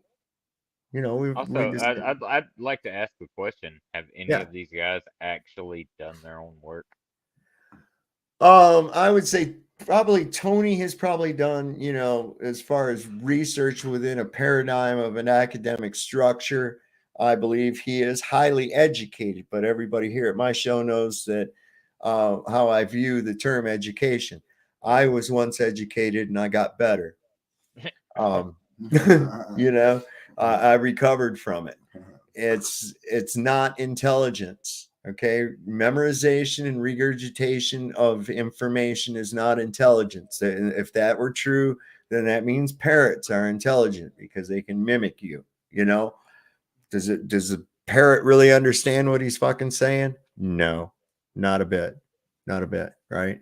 And so this is what we find out often when it comes to the products of academia, whereas people are not taking this information, comparing it against alternative ideas because it's not within the curriculum, you see, and it's completely frowned upon if it's in the realm of something that can prove that their whole hypothesis of something is wrong. I mean, this gets so deep that they had to go to the ridiculousness of creating dark matter. Okay, because shit wasn't doing what they expected it to do based on their gravity and everything, right? So they said, well, it doesn't mean that our theory was wrong. It doesn't mean that our math is wrong. No, no, no, no, no. It merely means that we have dark matter. You can't see it. And that's how you know that it's true. That's how you know it's there, because you can't see it. See, it's invisible. It's an invasion. Oh, yeah. I told Johnny earlier, I told him, I said, it's not immigration, it's an invasion. So that's all right. Head on a swivel. Don't live in fear. Just always be aware of what's going on around you. You know, take notice of odd things. Yeah. You know, put it back away. You know, just keep your eyes open. Ain't no reason to be. Ain't no reason to be a fear of anything. Fear never fucking helped anybody. It doesn't. It doesn't do you any good at all. In fact, it's really unhealthy to be in a state of fear. It is. It'll drain your energy, you know. Yeah. Did you get it figured out there, Seeker? Can you hear me? Yes, I can. I can Okay. hear you just daily now. I mainly wanted to ask you about something Jay Widener said in his most recent YouTube video. Do you know who he is? I've heard his name before. Yeah. He's actually, he made a movie about Kubrick and the moon landing and everything. Oh, okay. Yeah. That's where I've heard of him from. That material. But yeah. he made a comment about flat Earth and actually a challenge to debate somebody. But he also made an argument against it that I wanted to hear your reaction if you if you care to. Sure. Okay. I put the link to the video in the chat. Did you? I don't know if you saw it. If you don't, is it in the private chat over here? I don't know. I see it. Okay. Okay, so hang on. Let me see what it is. All right, it's JFK, Titanic, and the Plasma Universe. Yes. I gave you the timestamp too. Okay, hold up a second. Let me get past this thing. His most recent film is about JFK. He has a pretty interesting theory about that. Yeah, it's such a fascinating subject. And I look at it kind of nostalgically because, of course, this is where the CIA first. So 4130, you said. Yeah. Whoa. 41. I got it at 41 and 29 right there. Perfect. All right, hang on a second, and then we'll.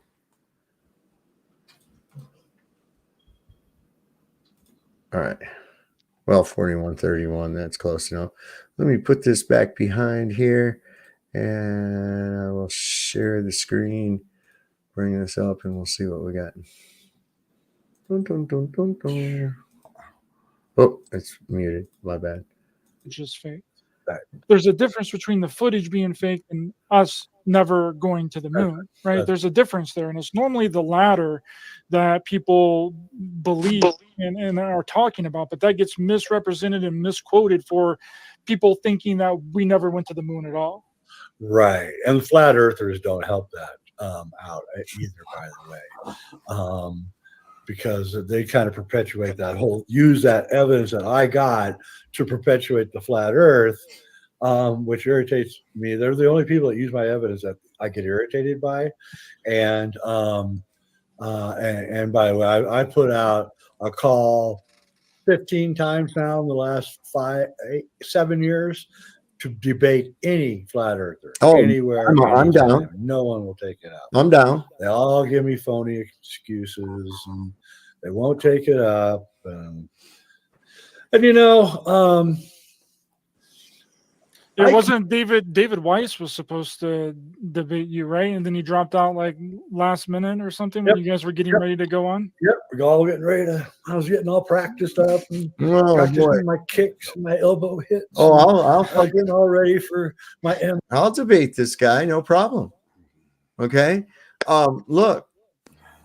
Yes, the moon footage is fake. Does it mean that they could have went and they didn't wait. Yeah, What's okay, that? wait, wait, can you hear me? Yeah. Oh, she left. Shit. But the thing is, that's not an indication that it's possible to get to the fucking moon. So the claim is that the moon is an object that is 238,000 miles away with a diameter of 2,160 miles. Okay. How the fuck did you get there? Okay. How did you get there? Okay. This means that you have to leave the Earth, which means you have to leave the containment. How did you get through the containment? Right. How did you deal with entropy? Don't you know the moon is within the Earth's atmosphere? So when the Earth's atmosphere extends out to the moon, but they recorded a 10 to the negative 11 torr on the surface of the moon. I know. What? What? It's just No. ridiculous, No. man. They keep changing it and changing it and changing it, and it's They have to. just- Now the moon's shrinking. They said the moon's fucking shrinking. yeah. They said it was fucking shrinking the other day. Yeah, I saw that. Yeah. And this is going to pose a problem for the Artemis mission. See? Kick that can on down the road. Just kick that can. Not only that, do you know what effect this is going to have on climate change? Well, think about this. Yeah. I mean, the tides are going to be different and shit. I Jesus. mean, the orbital mechanics themselves are going to be fucking way out of whack now. You know, what's that going to do to our sky clock? I mean, Everything depends on this, right? How's that There's your even math. going to be like affect the third body problem? Like, is it going to fix it? Is it going to fix the third body problem? Look, man, the moon ain't fucking shrinking. Oh, I know that. I mean, come the fuck on, man. No more than there's an asteroid the size of 33 sheep headed toward Earth, or any of the other fucking nonsense they give you, right? So that would be my first thing. How the hell did they get out? All right. Second, why do you think that the moon is something you could even land on? What the fuck are you talking about? Right? You'd have to get to that. What's he saying? It's because he's all bent out of shape because he wants Martians to be real. Let me take a wild stab in the dark. If I'm not mistaken, I may be wrong, but I think this is one of those fucking people that claims that they went there, but there was aliens and the aliens told us not to come back and shit, or some other fucking nonsense like that, or they found a crashed alien ship up there and brought back mummified remains of some kind of a Martian, you know, some kind of fucking There's nonsense like fucking that. pyramids up there, and goddamn, you don't know about the canals and how it's actually hollow and it's a space station and Holy fucking God, man. these Look, fucking planters or like the people that planted us here actually live on the inside of it. listen, I'm telling you, man, watch that fucking movie that I just put put that link in here for, man. Watch that shit, because that'll give you everything you need to know where this whole idea came from, man. Where it all came from. What was really telling when that guy said it was the light of this, like the sun, and I'm thinking, you mean like Lucifer, right? And he's like, I can't wait to just join this frenzy, he says.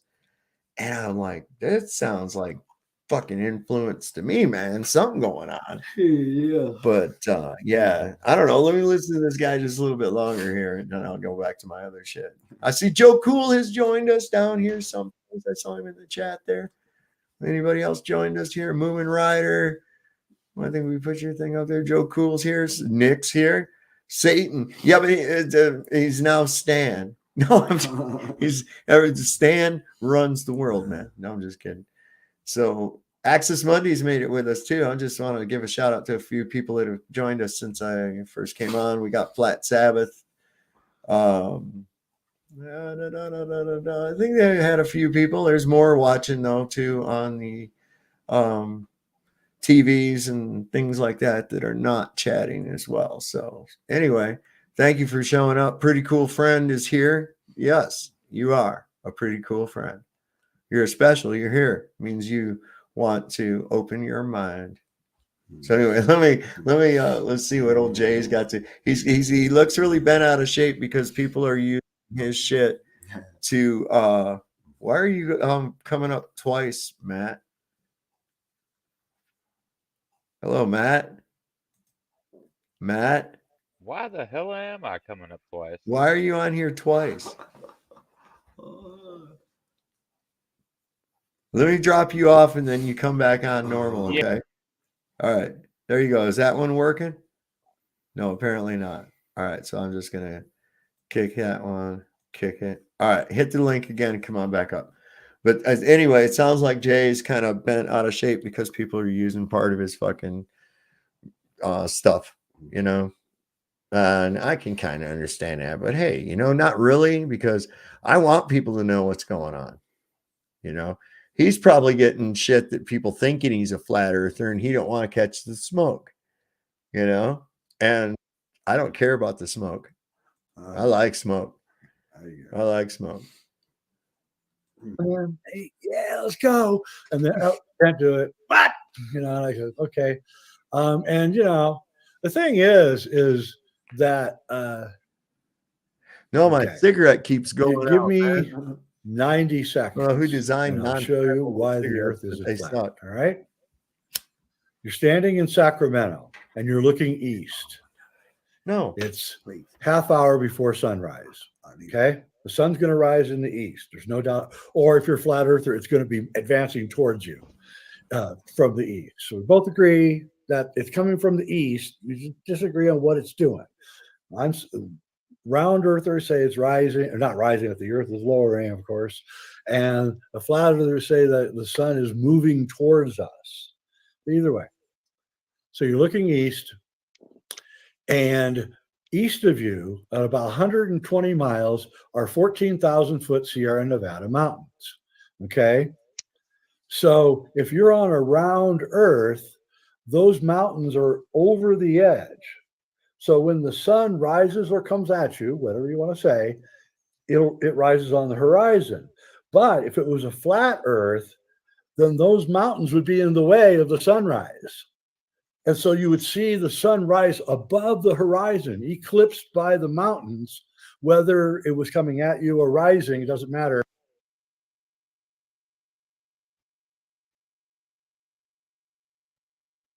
We're going to go right down to the point. Okay, so the sun and the mountain range are well beyond your perspective. Yeah, it's your vantage point. You're not going to see them. Okay, and if you do, there's just going to be a little bit of fucking shit fuzz in the fucking horizon. All right. The sun, of course, if it's further away than those mountains, okay, no, it's not. It is getting in the way. It is getting in the way. Okay, but not for long, because it's going to, as it approaches you, you're going to see it above that mountain range that is probably in your vision only a millimeter fucking high, if that much. Yes, exactly. Foreshortening. Look at my thumb covers my entire face. Oh my God, he has giant thumbs, right? Fuck. This is some of the shit that you get into with these people anyway. And you would actually, if you look really close, you would see the ridges of the mountain etched into the sun as it was rising. And you don't see that. So you do. You know, Mount Canigou. There's about 15 different ways that you can I'm sure. test I'm these sure. things out. You don't even I'm need sorry. any tool. But I'm sure if you zoomed in far enough, you would see the ridges of my fingers. Yeah. And they do. They would look like little mountains. We've got photographs taken from world record distances where you can see the silhouette of the mountains before you see the sun. And it should be well behind like miles of curvature, but it's not. It happens twice a year. But if I had a light behind me and I stuck my finger out here, guess what? Yep. My finger would show these little ridges on it. And you would see these little ridges, and it would block my fucking face, which my finger is smaller than my, like, what the fuck? It's a vantage point. Right. It's not difficult. If you can understand perspective and understand that we see in like a hyperbolic 3D visual perspective, that you're not looking in two dimensions. This is why they always try to show you, oh, see if the sun did this and it's at this degree and everything. You're using two-dimensional geometry. That's not how things work, man. Everything converges. Everything converges. And if you continue those straight lines, they converge down to almost into a curve, almost all into a curve. You can make a curve with straight lines if you draw a little right angle or any kind of an angle, and then make equal distant dots down each line. Yeah, I remember you talking about that Right. and doing the little. I remember doing the thing where you made the oh shoot. Yeah, you take But the you make the thing that had the 4 things on it, but it would well, be all would it, straight yeah, lines. yeah, you could make And those it too, would yeah, be that's right. curves.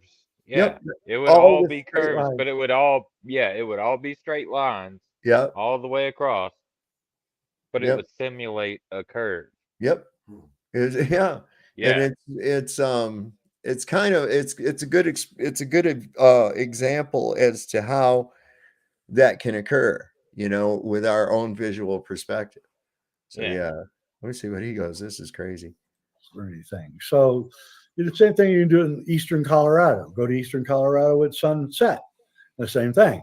Is the sun set? Is it eclipsed by the mountains on the Kansas border of Colorado? No.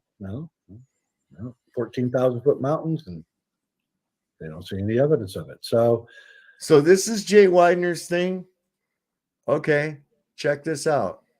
Here we go.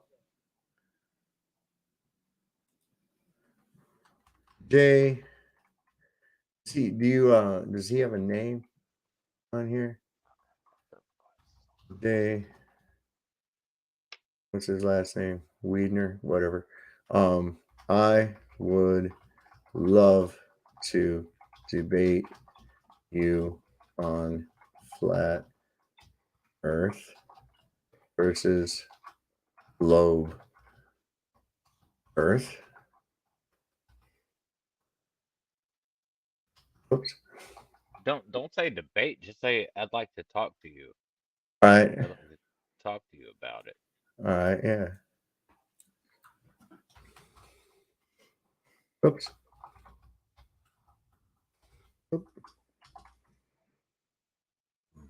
And because I feel like debate, like every time somebody says debate, like it's got like a argument. Yeah. If you tell somebody you want to talk to them about it, you want to have a discussion. You don't want to argue about it. You want to have a discussion about it.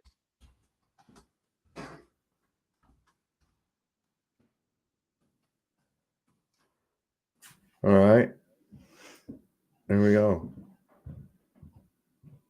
So cool. Give me a thing. You would love to talk to one, and you think that we're gonna bail out? No, I ain't gonna bail nowhere. Fuck no. Bring that shit. I love to talk to you about that. Lucky's dropping heat upon arrival. Is Lucky here with us tonight? I didn't see him slipping. Hey, Lucky. Good to see you, my friend. Yeah, I guess he thinks that JFK was killed. Look, man, he's got this audience that they're into fucking Martians and Anunnakis and all kinds of other crazy shit like that. And it's like, come on, y'all. Let's just stick to what we can get into, what we can actually prove, what can be demonstrated and observed.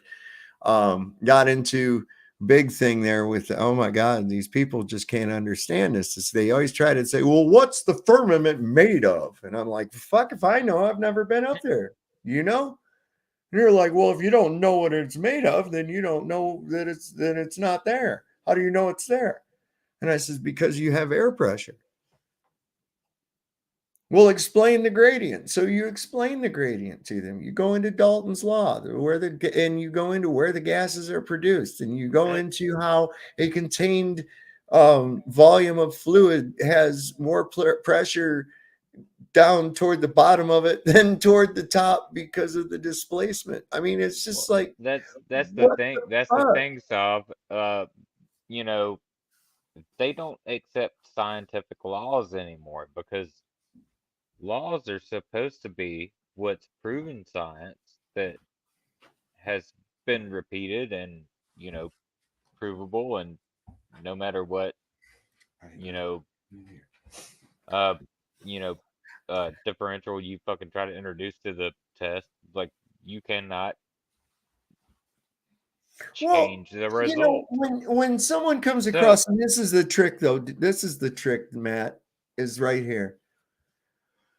Against our observations and experiences, they claim that the earth is a certain shape. They claim that the earth is and this is contradictory to our observations, right? So this is a positive claim, right? The earth is a sphere, that's a claim. It has a dimension of, that's a claim. It orbits a sun, that's a claim. Yep. All the planets orbit the sun, that's a claim. We Okay, don't have these claims. are things We that don't have. have. Yeah, I understand what you're saying. Right. We don't have claims. We understand that their claims are bullshit. Right. So what they try to do is shift the burden of proof. I mean, I even had this one clown that said to me, he says, well, what are your flat earth physics? And I was like, what the fuck do you mean? What are flat earth physics? What are globe physics? There's physics. There's physics. If you understand certain physics and what's actually like in law, in the laws of physics, you will understand that the fucking globe of Earth model doesn't fucking make sense. It can't. It can't exist. Yeah, exactly. It violates fundamental natural principles that immutable. In no case. See that, and it goes right into this when I say that you can't have a pressure system with a gas pressure system without containment, right? And they jump on the gradient, right? Yeah, they jump on the fucking gradient. Yeah, there's a gradient inside of a fucking container, but there has to still be a fucking container. Right. And here's the thing. We have this thing. They say, well, what kind of gradient is it now? It's a pressure gradient. Ah, there's the preceding word, pressure. And what is required? What's required for pressure? Now, when they want to say it's because of gravity, well, that's ridiculous because I can defy gravity merely by changing the temperature of air. So that's not true. We know that if we took a small little box, sealed it up, like I brought up to Joe last night, stuck it in a vacuum chamber, reduced all of the fucking pressure in there, and then open up that little box, gravity's not going to hold the air in that box. It's going to leave. It's going to go into the space, right? So that's obviously not true because we're doing it right here where it's closest to the gravity to begin with. And what is the downward acceleration of air? I mean, what's the weight of water? Right? You can calculate an estimate of what you think the ocean weighs. Well, right? I like your argument about the fucking about the medium of the fluid that you're in as to weight. Yeah. And I would like them to show me somebody stand on like next to the beach, stand on a fucking scale, take that scale, go put it like 3 feet down in the water and see if you weigh the same. Put it all the way underwater where you're completely submerged. Oh, then you'd weigh nothing. Well, you couldn't even go that deep. You'd be floating. But you'll see a change. You'd be floating. You'd weigh nothing. You'd be negative. We can actually demonstrate that things weigh more in a vacuum. Yeah. Or with less pressure. Right, with less dense medium. More pressure. Yeah. Yep. Or less pressure, you weigh more. Pressure causes more pressure. More density. Pressure, you weigh less. Yeah. It's all just a ratio of your relative density to the density of the relative density of the fucking medium. It's a ratio. Exactly. And everything all the teeter-totters want to balance. Okay. Everything wants to balance, man. It wants to equalize, man. It's trying to find its balance, but if something's heavier on one side, then guess what's going to happen? See, this is why I love this. I love this one. Where is that I got under gas laws? Yes, right here. This is the best. This is I just got a notification that you just started streaming. No shit. See, they suck. YouTube blows. So check this out. This was actually from Rumble. Oh, from Rumble. Good job, Yeah. Rumble. So entropy, it looks like the Monopoly thing, the ultimate Yeah. thermodynamics game. You can't win, you can't break even, you can't even quit the game because you're always subject to it, man. Yep. I love that. I love that, man. So that's that right there. The people say, well, how what do you mean about space? Entropy. How are you keeping the air here, man? You know?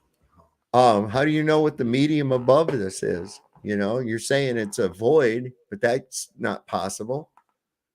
Not at all. Not as if it is, that means why does our air stay here? What the fuck is going on there? It doesn't make any sense. So they're running a bunch of fucking nonsense on us, and people will believe it because that's the story they've been given from a very young age. I had an interesting post I saw earlier on Facebook. Somebody said, I used to weigh out whether or not the earth was flat or a globe, but then I turned 9. And I said, so 9 was about the time that the programming took place, eh? 9 was when it really sank in. The programming took hold at the age of 9. That's interesting because you're displaying a 9-year-old's mental maturity level right now. And I find that they will do that. They will revert to the mental maturity age that they were at when this programming took hold. Dude, And they'll act like children, just like little children. Oh man, I got so upset with somebody on fucking Discord the other night, and like we were in a big debate, and we were talking about pressure mediation and everything, and I just stopped for a second and I said, what do you know about your model? And he said, what do you mean my model?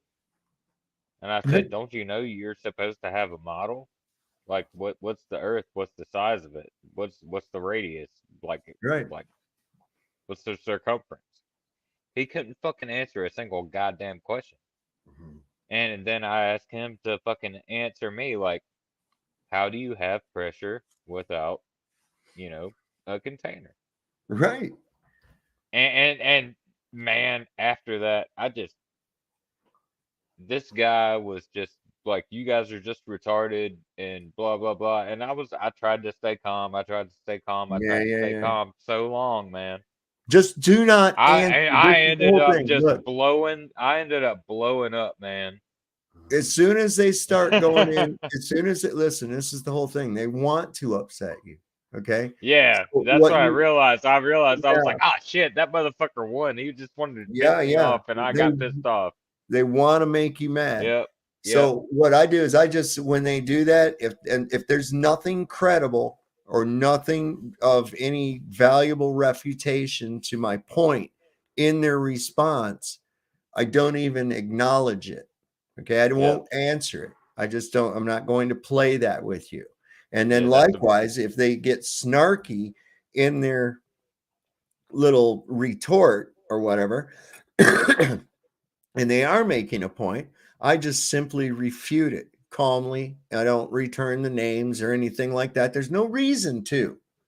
I didn't return names I didn't do names or anything like that. I just started yelling and just got really aggressive and was just like, it's easy to get passionate about. But the thing is that I don't need to do that to get it through, because truth is truth. Even in a minority of one, truth is truth. Okay. And that's enough on my side. That's enough. I don't even have to.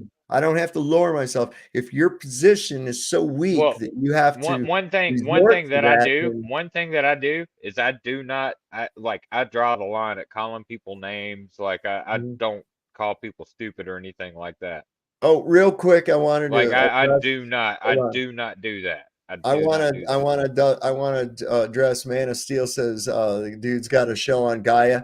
That tells me everything I need to know about that dude right there. No, Gaia is not worth it. It's gateway heaven, baby. Gateway heaven. They also have, who was that guy that old guy that blew his fucking gasket when Whitsitt was talking to him about surveying or some Yeah. shit. Yeah. That guy. Yeah. What was that guy's name? That wasn't the same I guy. can't. That was, Man, well, there's a couple of guys on there that's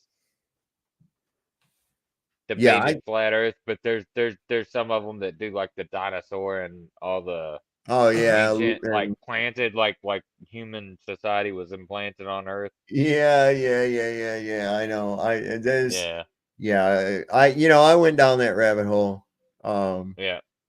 I looked at that way back in the day, but that was well, and that's that same ancient aliens crowd, you know. Yeah. And I was into that at the time. Yep. Who's that one blonde-headed guy that's always talking about the Earth? That's what I'm trying to think about. Yeah, That's yeah. what I'm trying to think Jim about. Fetzer, thank you. Thank you, Kevin. Yes, Jim Fetzer. Yeah. So they get a little bit out there, bizarro world and shit. And I went down that rabbit hole for a while. You know, some of it is good information, but it's dressed up with a bunch of fucking sparkle of aliens and all kinds of other nonsense. Did you see the Jim Fetzer, David Weiss, and Austin Whitsitt interview? Yeah. David Weiss and yeah, I thought he was gonna fucking stroke out, man. Yeah, I did. I thought Fetzer was gonna fucking stroke out. All right. Seeing that, and when that was going on, I think I told my wife, I says, "Man, you see that? You remember in the Matrix, they told Neo that they don't take people out of the pod after they get to a certain age because they'll die." Right? They can't handle the reality. They can't handle it, right? Because they've been exposed to it for too long. Yeah, that was like, no, you can't take that motherfucker out of the pod. Yep. He's about to bust a fucking embolism open, man, here any minute. I mean, wow. And Witz is just sitting here fucking kind of just smiling, doing his thing, you know, not losing his mind. And Fetzer's just fucking going crazy, man. I thought that was crazy. Man, I can't remember the guy's name. That was crazy.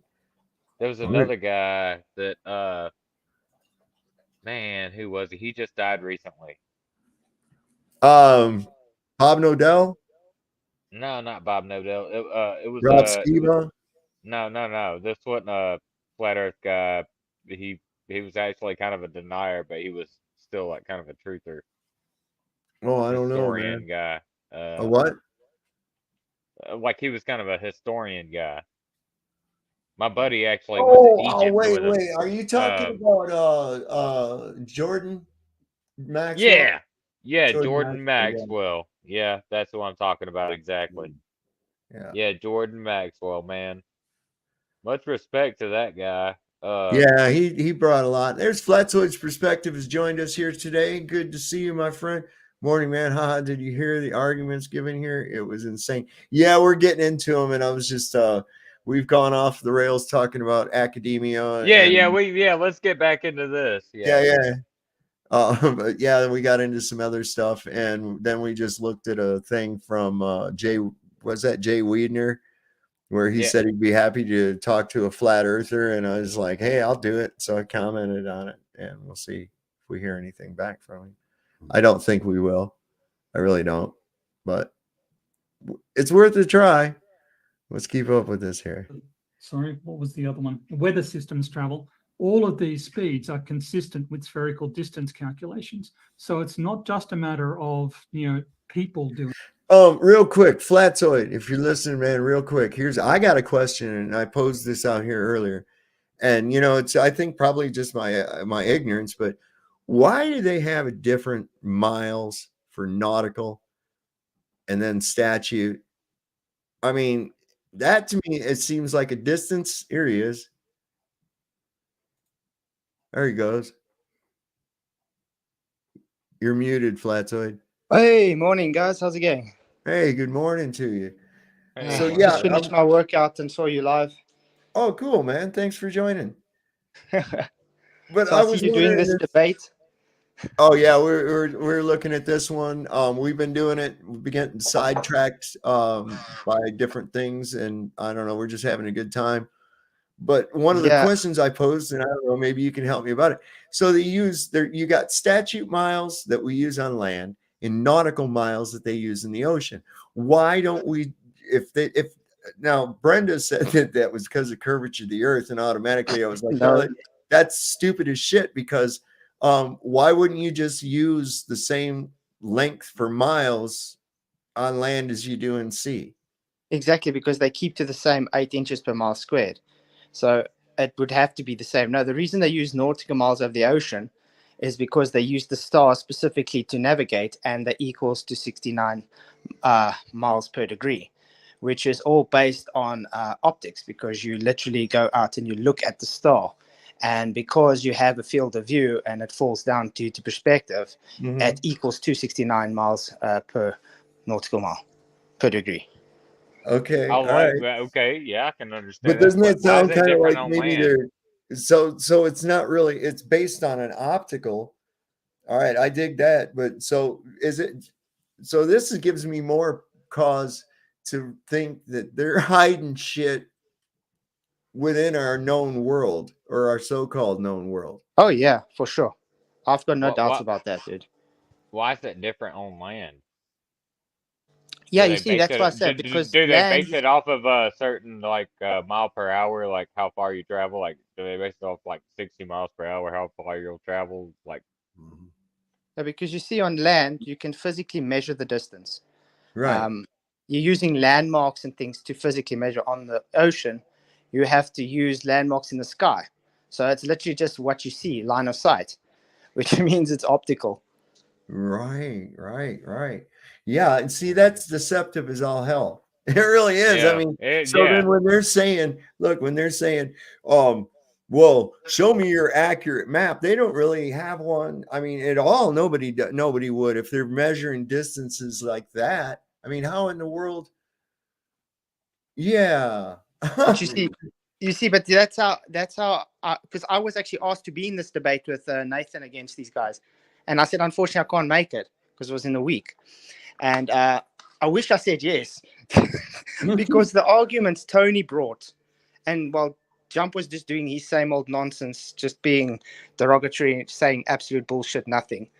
But PhD Tony literally was just being the normal self, trying to act like he's the know-it-all, where he's saying optics is magic, guys. Just because you didn't study optic, it's magic. That's the kind of arguments he was giving. Yeah. If I was there, I would have ripped him apart on everything he brought up. Yep. You know, we ought to go on here one night. Flatsoid. Oh, yeah. Sorry, I'm just muting every time because I'm busy making coffee and the kids are Yeah, yelling. I got you. You got your routine. I know I'm the same way, man. I'm not worth EFOC until I've had my coffee. Of course, EFOC is coffee backwards. So I'm not worth EFOC until I've had my Okay, yeah. So let's hear what he's got here. This is some crazy shit. But yeah, I was like, that's some deceptive shit. I'd figure, why don't you just go ahead and do those? So you know your miles aren't adding up in the ocean the right way, and you're just going by guesswork from what you see. That's insane. And then say, oh, we have accuracy because of where a light in the sky appears at. Okay. Yeah. I just want to know, have you guys gotten to where they started speaking about the Vikings doing navigation? Yeah, and they accidentally found Greenland. I mean, like, who the fuck could miss it? The shit. Have you seen how big Greenland is? Yeah, but not just that. The one thing I would have brought up there that I wish actually Nathan then did bring up was asking him, okay, if there were these flat earthers and they got lost, as you said, if they didn't use spherical trigonometry to get back home, how the hell did they use the stars to navigate using a flat earth to get home? They wouldn't know how. And yet they did. And then listen, they went all over the place regularly. Okay, we know that. I mean, look at Nova Scotia, for crying out loud. They found Viking settlements there. We've got evidence of Vikings in the southwest of America.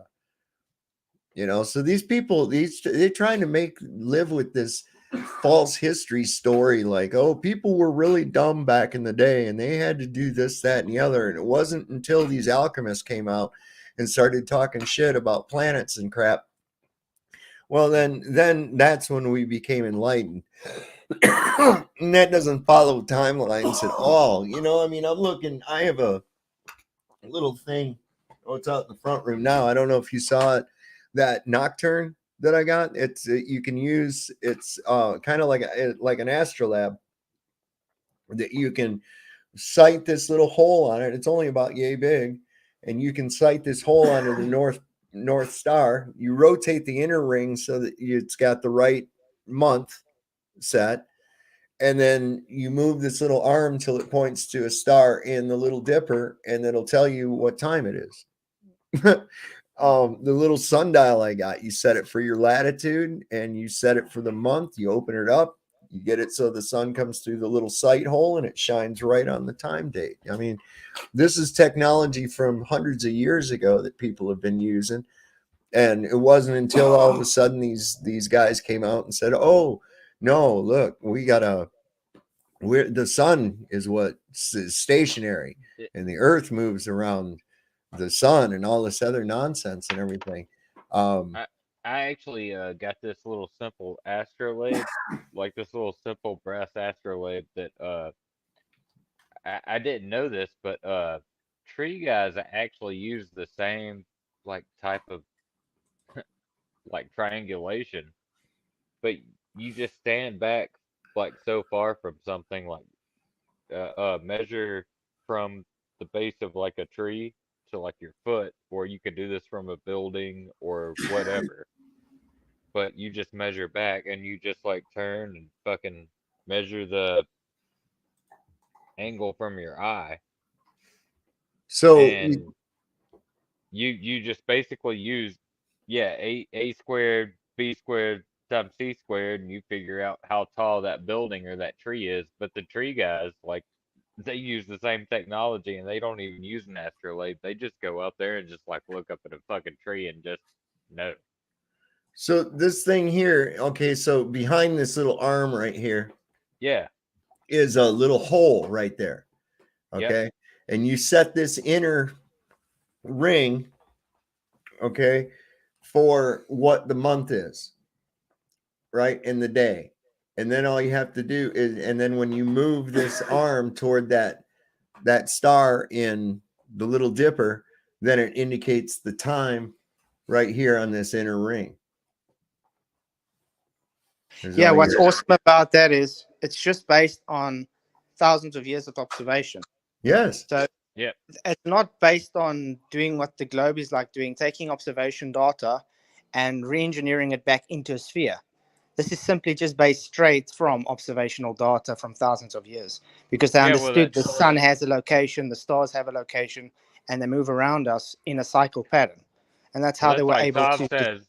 Just like Saab says all the time, like it's post-diction, not prediction.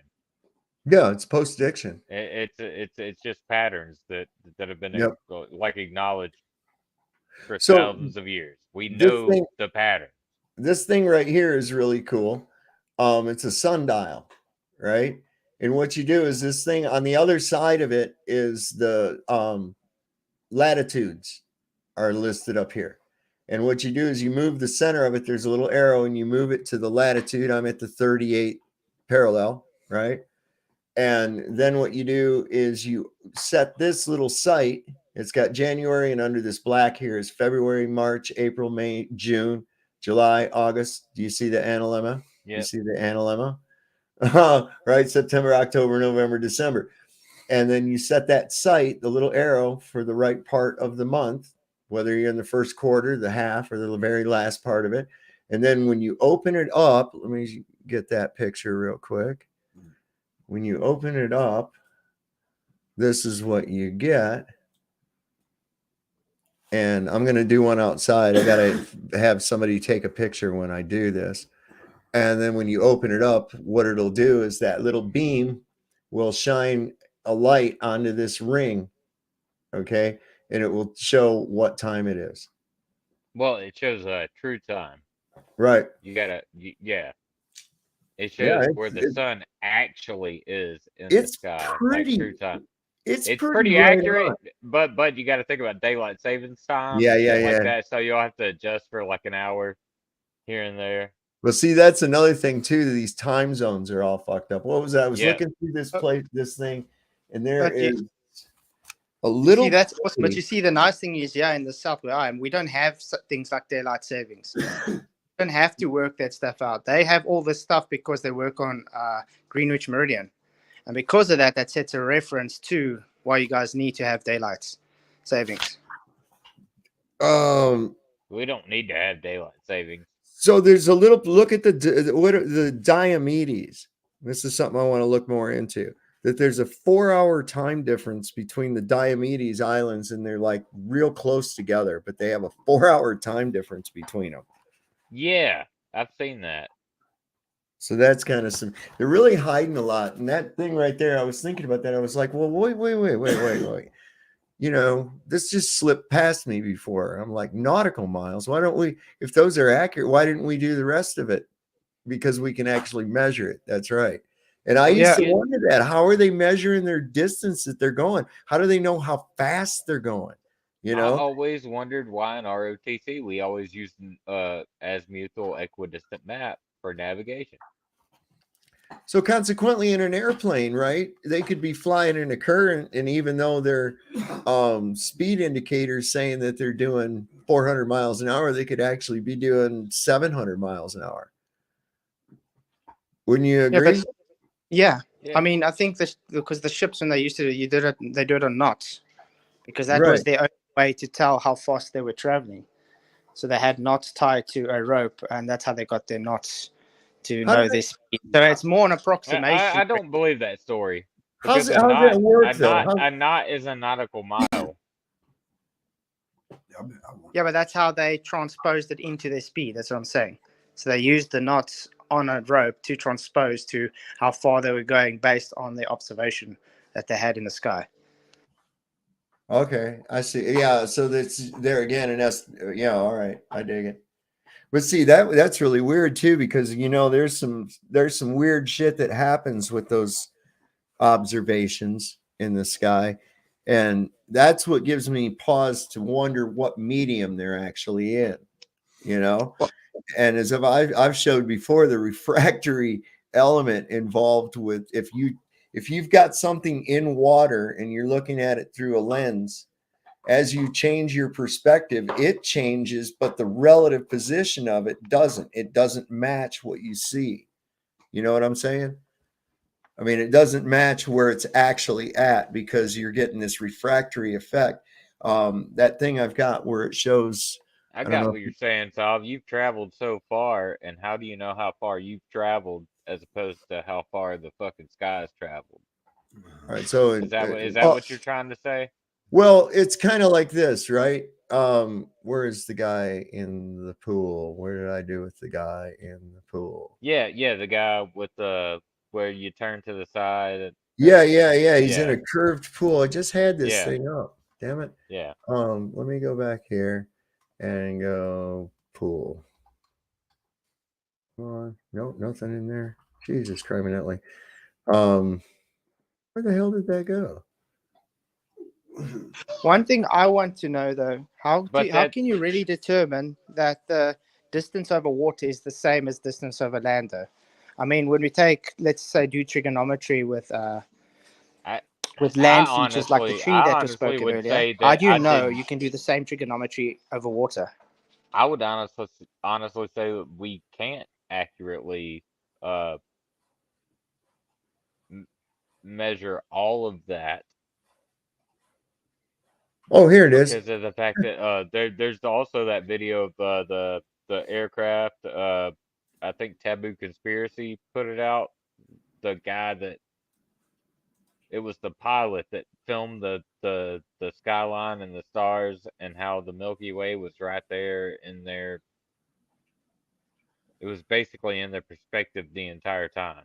Now check this out. Okay, so first off, note this torso and legs that you're seeing right here is this guy right here who's facing basically 90 degrees from what you're actually seeing. Yep. Right? He's facing out away toward this way, but his body seems to be facing toward us. And watch what happens.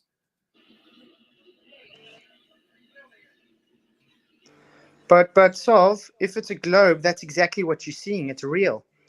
So They're not uniting. No, he's still they're not together. connected. What I would take away from this is that we cannot You trust see what any the observations. angle of like incidence is So important. here's the thing too.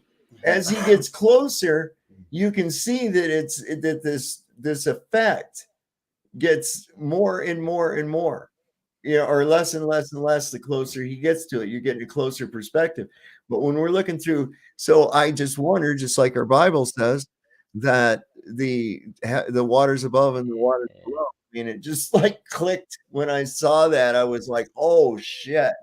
Damn it, man, That's you're so right. true. It had less magnification. It actually had like demagnification. Right. It looked like little skinny arms and shit. Yep. This can actually like answer why we see like the light in the sky, like the ISS kind of thing. It could just be a refracted image. Right. That's exactly what I'm thinking. And it's like, that's why I always say when they start bringing up the stars, I'm like, well, what medium are they in? Yeah, man. And when they say, well, why does that matter? I'm like, well, if they're in, say, a fluid, a water, we're going to get, or a different medium than what we're looking through here, aren't we going to get a different effect on it? Even just the difference between, I would say, where there's no atmosphere and we're looking through an atmosphere, we're going to have a lensing effect as well for that to account for, but especially if I'm thinking of that right there as to, oh my word. Yeah. That would explain like the observational differences that were with this, what I call stellar aberrations. I don't know. Snell's law. Yeah, exactly. When I look at the stars, I just think of them as like some kind of energy source. I think it's sentient, man. I mean, that refraction can even give what we see, like you said, redshift and blue shift, because of the angle of incidence. Right. Yeah, there's so much that's not considered, and that's why I hate that. What the Globers always do is they're always with the. So this can only mean no. It can't only mean that. There's a several. bunch of Yeah, shit. there's several explanations this shit could be. We don't know, but we can speculate. Like, see, that's a sales technique. There's some shit that makes sense. I've been a salesman, so I recognize that. That's a sales technique. You see, I can sell things. So this can only mean that a product like this is going to help you, right? Right. You get the people agreeing with you. You start saying things that they'll normally say yes with anyway. Nice day, isn't it? Yes, it is. Da, da, da, da, da. Don't you? Yeah. Yes, yes, yes. And then when you lead them into something like that, so here's this wonderful, great thing. You've been in a positive thing. And this can only mean that it's a sales technique. You must buy this car. Buy this car. That's right. And they don't sell products anymore. If you look, it's so Bernaysian that they sell shit based on emotion now. I mean, they sold Lincolns by having Matthew McConaughey go, Lincoln Lawyer. I was driving Lincolns for it. It was cool too. And everybody in their subconscious is going, oh, look at Matthew McConaughey. He's so chilled back and he's riding. And remember that movie, Lincoln Lawyer? Fuck yeah.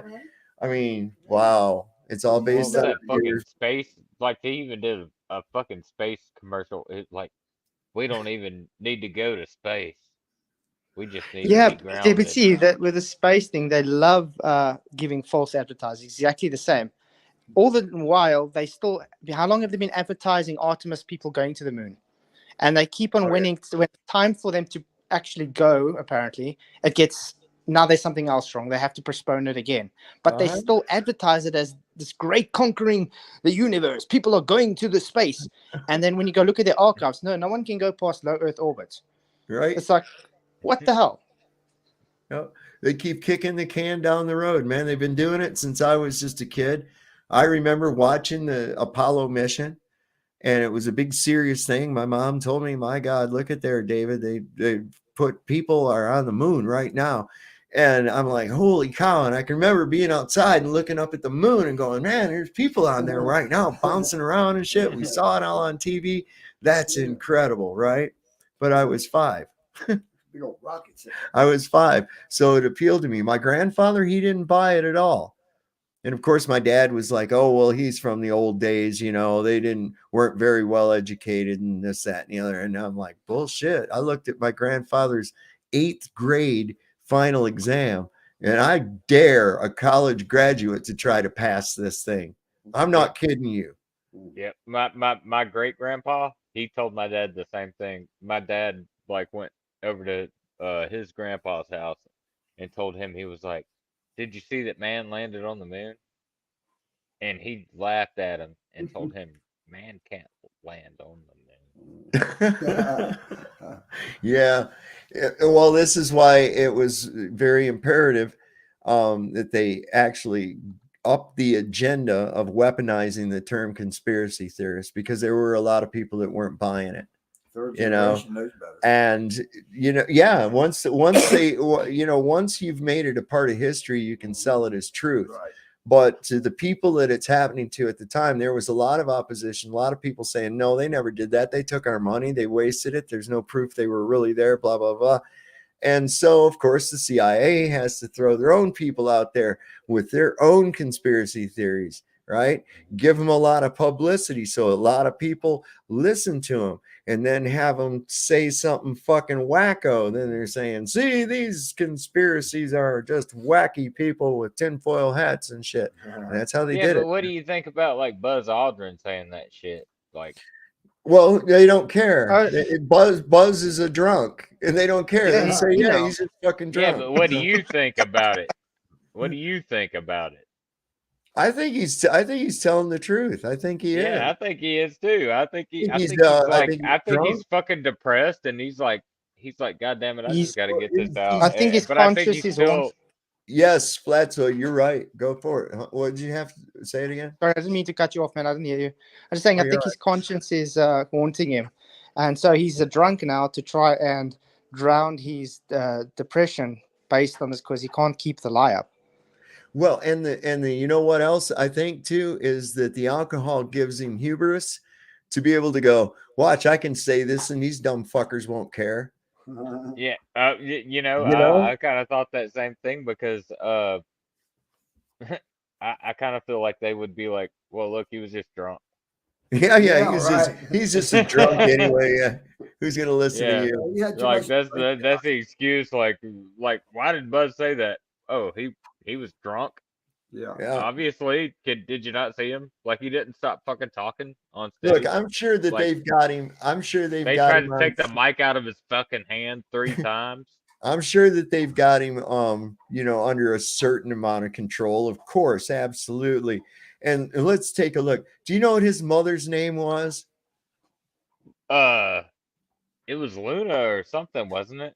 Mary Moon. Or Mary, yeah, Mary Moon. Yeah, Mary Moon was his mother. That was her Yeah. maiden name, was Mary Moon. yeah.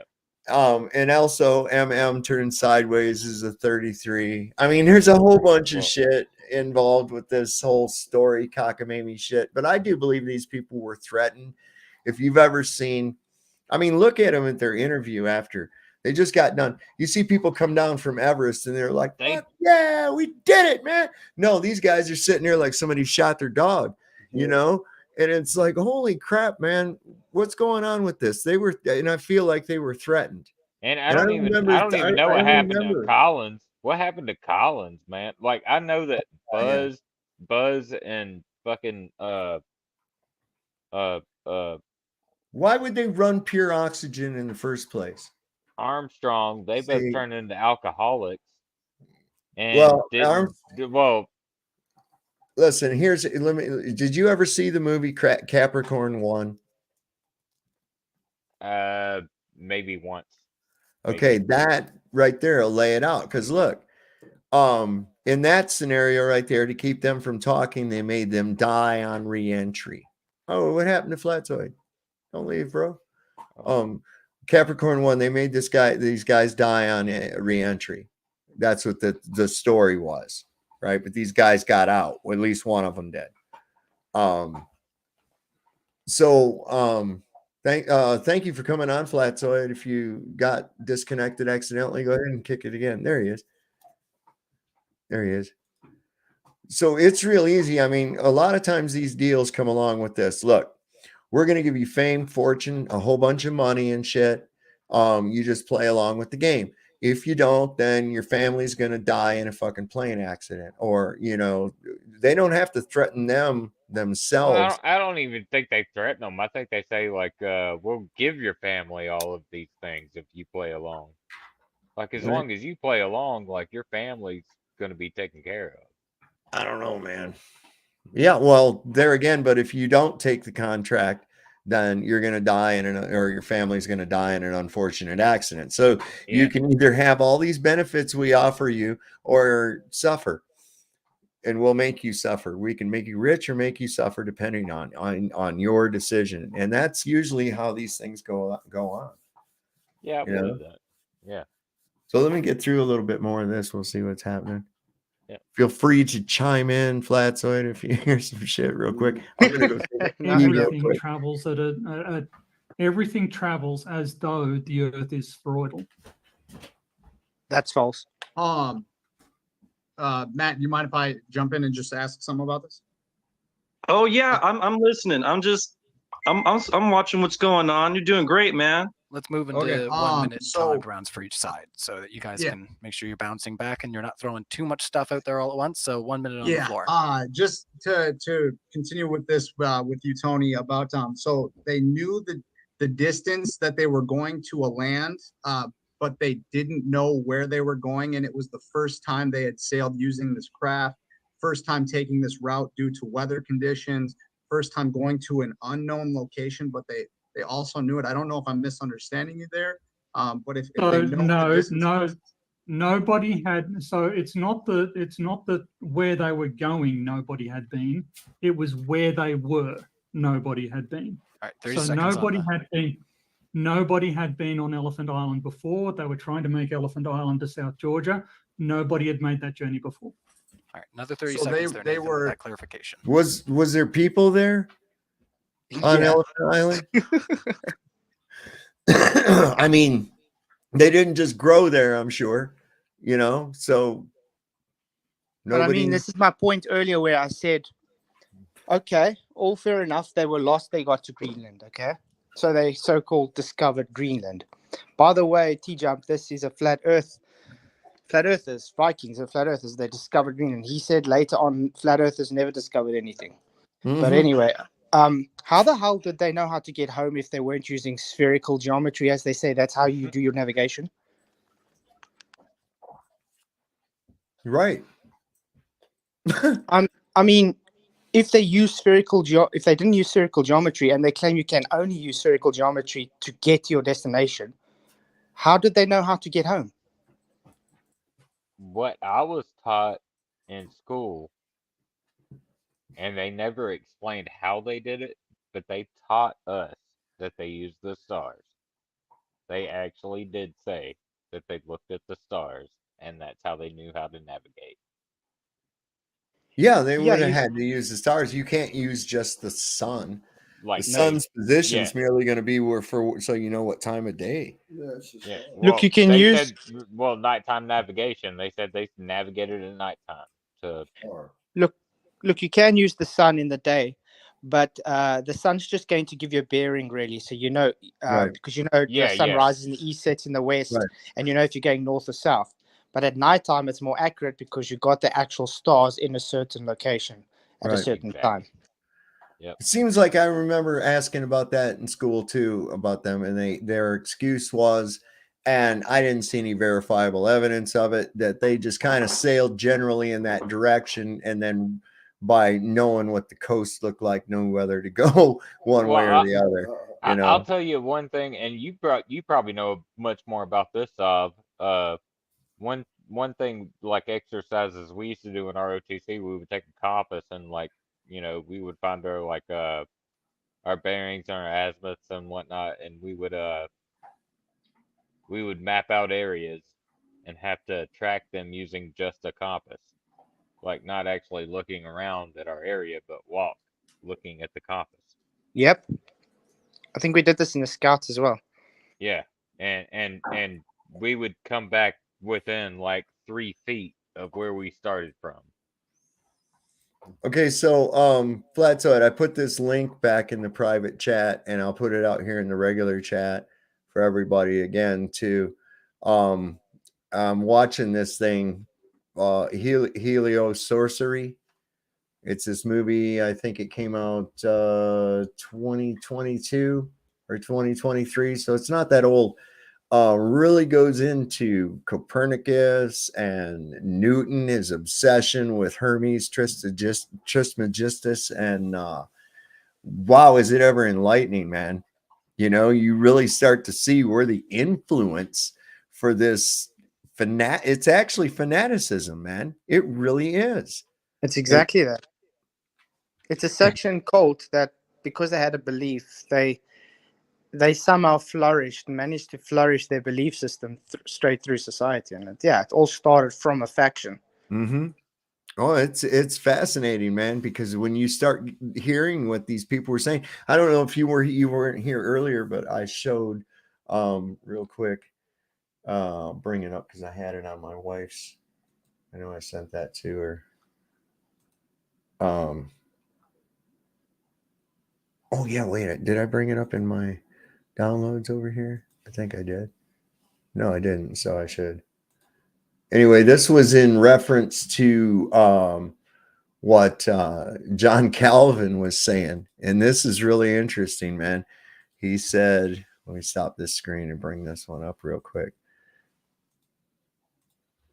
So he said, we will see some who are so deranged, not only in religion, but who in all things reveal their monstrous nature, that they will say the sun does not move, and that it is the earth which shifts and turns. When we see such minds, we must indeed confess that the devil possesses them, and that God sets them before us as mirrors in order to keep us in his fear. Okay, so this is really now the next one right here. But think about what was just said there, though. I know, and I'm thinking about some of these globers, man, some of these globe trolls that are so vehement on this.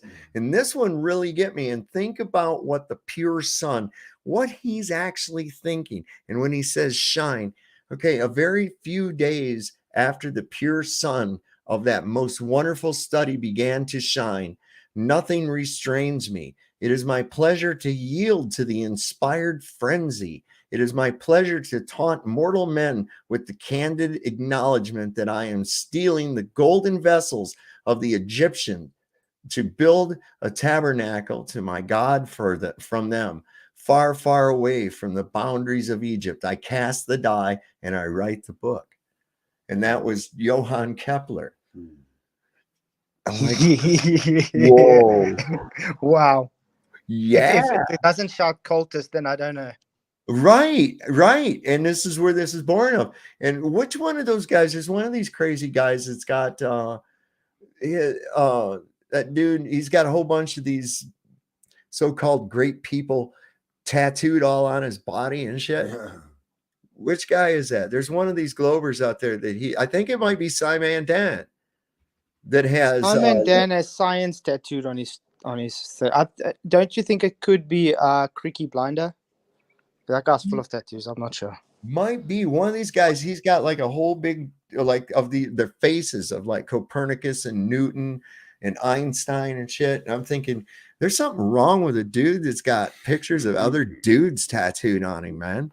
You know, I mean, it's kind of homo, you know. I mean, not that there's anything wrong with that. I'm just saying, you know, you don't have to hide. We'll be nice. Go ahead. Oh my God, I'm going to hell. You know that, right? Let's see. This is where we are. The fuck is the world coming to? What's the world coming to? Exactly. The earth is stationary and it's level, right? It doesn't move, but the world is spinning wildly out of control. So you got to understand the difference between world and earth. Yeah. Okay. So maybe I would suspect that if someone is in the dark about where they're at and then where they're trying to go, there would be very unknown variables there that would make navigation hard, so more difficult to really get an estimate of how far you're going to go. So maybe you're going to try to If you're in an unknown starting point, you know your end point, you still can't really gauge the distance. So you might just bring as many resources as you can, what you think might be reasonable, and hopefully get all the crewmen there well and able to enjoy the landfall. Ahoy, Well, landfall. 79. Okay, so they did know where they were because they were able to make celestial observations of their latitude and longitude. So they knew where they were. It was just that nobody had tried to make this journey before. I don't know how to say this in a way that's going to clarify it. Yeah, sorry, but this is exactly my point. Oh, sorry. Go ahead. Point. So they know where they were, and they were flat earthers. They didn't have spherical geometry or using anything spherical because there was no heliocentric model at that time. So how the hell did they know where they were, and how the hell did they know how to get back home if the only way you are able to use celestial navigation is using the globe? That he debunks himself in his own statement. He does. Yeah, they would have had to, because we know that the Norse cosmology was that of a flat plane. We know that that was their cosmology, and so obviously they did know how to do it without spherical geometry, because look, it's just based on observations from different points. And of course, I'm sure they kept records too. They didn't just go willy-nilly. These people had instruments as well to look at the stars with. They weren't just looking up there going, oh, I see this over there, so that means go that way. No, they were actually using some instrumentation to do this with, obviously. Yeah, I mean, they kept logs and everything, just like the Phoenicians, also flat earthers. Yep. They were known for celestial navigation. Yes. It's really insane that the globies, the new boys on the block, want to come and say, oh, you guys can only use the globe for navigation. Yet when they bring up things like this, they show flat earthers were the ones doing the celestial navigation over the ocean. The Babylonians with the Saros cycle, right? Which is still the guy that they have predicting post-dicting eclipses for NASA actually uses the Babylonian Saros cycle. And then they were flat earthers as well, 5,000 years ago. In fact, I think that's probably, I believe that's where we get our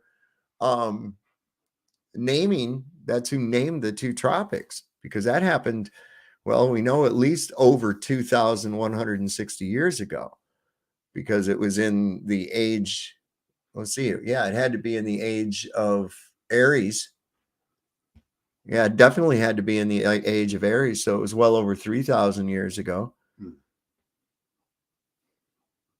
Because by where it's at now, it should be Sagittarius and Gemini, and it's going to shift. Matt's on here twice again. Let's see what happens. Matt, you're on here twice again? I don't know. We'll see. Matt is going into a parallel universe. He is, man. We're having that. It's that crazy show I started watching. I'm almost done with it. It's a series, and it was called Travelers. And it's where these people from the future found a way to send their consciousness back to someone in this period. But they only do it to somebody like when they're just about to die. When their historical record shows that this person dies, they can beam into that person. And they're here to stop certain things from happening that are catastrophic for their future. I don't know, it's a really crazy show, man. People have some really messed up ideas on life. I know. Well, see, that's something that has blown my mind for years is like time travel, time paradoxes, and I'm like, if that were actually possible, right? If indeed that were actually possible, your mere presence in another time would disrupt the timeline. Oh yeah. Just due to a butterfly effect.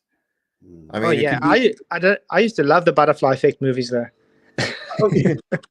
The butterfly effect's a good movie. I like it because it is just a little tiny incremental change in that timeline can totally change the outcome. Like if you're standing on the corner, you're just going to observe. I go back to 1901 and I'm just going to stand here on the corner and I'm observing.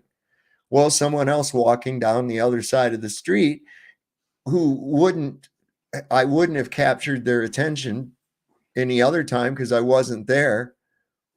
But now I am. And so they look over and they notice me. And instead of looking where they're going, they walk into a milk truck and they get killed.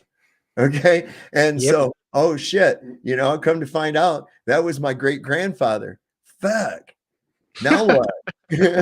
Right. But at least we know that will never happen because time is just a man-made construct there. It is because there's only like now. The past only exists in written records through the act of spelling to bring it into fruition and so that it can still live. And we have the future only exists in the mind. So the only thing that is actually real is the perpetual now. Exactly. Why do you think they say God is timeless? There you go. Alpha and Omega, beginning and end at the same time. And I look at our existence, okay, as, all right, if you can imagine like how a DVD disc is, right? There he is again. I don't know. He's having some. Is this the real you? What the fuck? Can you hear me? Yes, we can hear you. Why am I in here twice? What the hell is going on? Know. I'm going to take the old one down. Are you still there? Can you hear me? Yes. Talk. Yes. Okay, I'm good. I right can now. get. I'll make this. Man, I don't know what just happened. It kept like doubling my screen on That's my crazy, iPad, man. and yeah, it kept like putting me in here twice. But I don't think you guys could have. Yeah, just don't touch buttons, man. No, but where was I at? I forgot before that whole thing.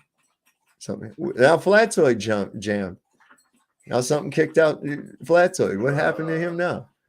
Oh my God. We're having all kinds of technographical difficultations on this fucking stream here tonight. It's the penguins, man. It's the fucking penguins. Has it happened before? It's the fucking penguins. I'm telling you right now. Those fuckers, they start hitting me, doing weird shit to me when we start speaking truths, man. That's not even cool. The fucking penguins, man. Hear my dog drinking? They knew where they needed to be. Nobody had made that journey before. Okay, so they were taking a route that had not been done. Yeah. Oh yeah, sorry, man. Hey, thank you, James. Thank you, James. Okay, Tony, I know what you're talking about. The people, they needed to make sure they had enough food and fuel to get to where they're going, right? They wanted to make the right calculations, but maybe you overlooked that if they're sailing, their fuel is the wind. And if they're hungry, they could fish, man. They could cast their nets and get fish. So I don't know what you mean about they're going to be worried about all the food and fuel. Because, I mean, what kind of fuel do they need on a wind-powered craft? I don't. Well, based on this, first of all, this is also against Tony's argument because he's saying they got lost and they got to Greenland. Usually when the people did a long travel on a ship, they made sure they had enough supplies for that long journey. And if they had to go to Greenland, which they showed there without having it planned really, I think they would have died before they got there if they didn't have enough supplies, because you are very limited on the ocean of what you can get. So how did they know that time to just have extra supplies to get all the way to Greenland? Did they know they're going to get lost, or were they planning to go those oceans and the storm by chance just helped them get there? Could it just be that?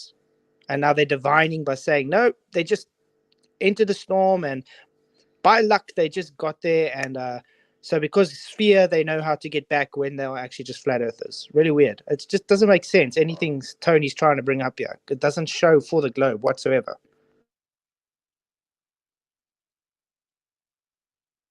You muted, mate. It's exactly, how would they know? Like even on a land journey, if you're just going off like Lewis and Clark and shit, how did they know that they weren't going to run out of food? How did they know that they had enough supplies and shit? They had to forage on the way, absolutely, when they kept going. But I mean, when they initially started out, they took food with them. They took shit with them, supplies. So it's not like they just, hey, let's get in a boat and see what happens. Yeah. It's not what people do, man. They don't just go and get in a boat and see what happens. They're going to be prepared for it, But there again, also, you got to look at where they were at too. That's really, it's not all that far, I mean, especially when you're just talking about up in the north. I mean, I'm sure that they knew about Iceland. There were people there, and I'm sure they knew of these other lands that were there. So, I mean, I don't see any real big gotcha there, Tony. Not at all. I really don't. Because how the Vikings were, their culture was to invade and spread their bloodline. So they knew there were land there. They were looking for other lands. So they are able to spread their bloodlines everywhere. That was what the Viking culture was about, to get their people everywhere. So yeah, I'm looking right now they at my were planning. Gleason. I'm looking right now at my Gleason's map up at the north, and I'm seeing Greenland, and I can see Scandinavia, and I'm like, well, it's not like they went from, Africa to fucking Australia or some shit like that, man. It's, little tiny distance, Exactly. and Greenland's rather huge. It's a good sized landmass. Yeah, and they never used it in Mercator. Just because it's small on the Mercator map doesn't make it small in real life. And you're like, oh, so you don't think I see the deception in your use of a Mercator map at all when you're trying to tell me these things and then draw an arc symbol? And I was like, get the fuck out of here with that. It's obvious. And now even more obvious that with this using nautical miles and statute miles that they're fucking hiding shit. That's for sure. I have no doubt now. I have absolutely no doubt. And saying, oh, and Brenda said that was for curvature. And I'm like, no, that's not for curvature. All right. I mean to make you feel weird or anything. I know you're making a point, but so where do they get fresh water from? they just kicked oak barrels or whatever. That's probably the only thing they really needed. I mean, the other supplies, but so they had to work out, They didn't take fresh water with them, okay, because it was hard to keep potable water from going bad and the people getting sick. This is why they took ale, which wasn't like real strong. It was just they weren't always drunk, but it kept it from spoiling. They used fermented spirits. Yeah, and I mean, I think they also used ways of collecting water while traveling as well. Like if it was raining or with fog, they would capture water and drink that way. I think people have a tendency to try and rope today's type of civilization in with the old times. They were very resourceful then. Mm-hmm. People today don't even know how to make a fire for people. Okay, the people are very, and that to me is very telling that they're actually dishonest, because they want to say, just because we are now quote unquote more intelligent, civilization doesn't mean we could do the things they could have done. They were very resourceful, and they knew how to survive in their time with the technology they had. Yeah, I've often thought that too. I'm like, well, no, wait a second. It rains. Okay, they get storms, and I'm sure they take advantage of that and collect water or replenish fresh water and things like that. But they also, the Mayflower, the reason that they landed at Plymouth here in the Americas in 1620 was because they were out of beer. That isn't where they were going, man. They were going to New York, but they ran out of beer. And that's why they ended up there. And so they went set shore so they can make beer. This is no kidding, man. This is in the whole thing. And what's with them buckles on their hats? Anyways, I don't even understand that. Right. Was there like a problem keeping your hat on in those days? You had to have like a belt to hold your head on? Or something? Crazy shit. You say that they can fish, but actually British sailors were pretty loath to eat fish. They considered it not person food. I can understand that, but I mean, if you What? British sailors didn't like fish. That's but false. the fresh water is one of the resources that you most need, and that you can't find at sea. So they had to do What? We just said it rains, man. You're gonna take advantage of that. I mean, sure, you might go through maybe down in the South Pacific and shit. These thinking Vikings were sailing around like in the Pirates of Caribbean, you know, where you got. But I mean, Go ahead. think of the weather there in Scandinavia and stuff. It's Yeah. Every morning there's a lot of fog.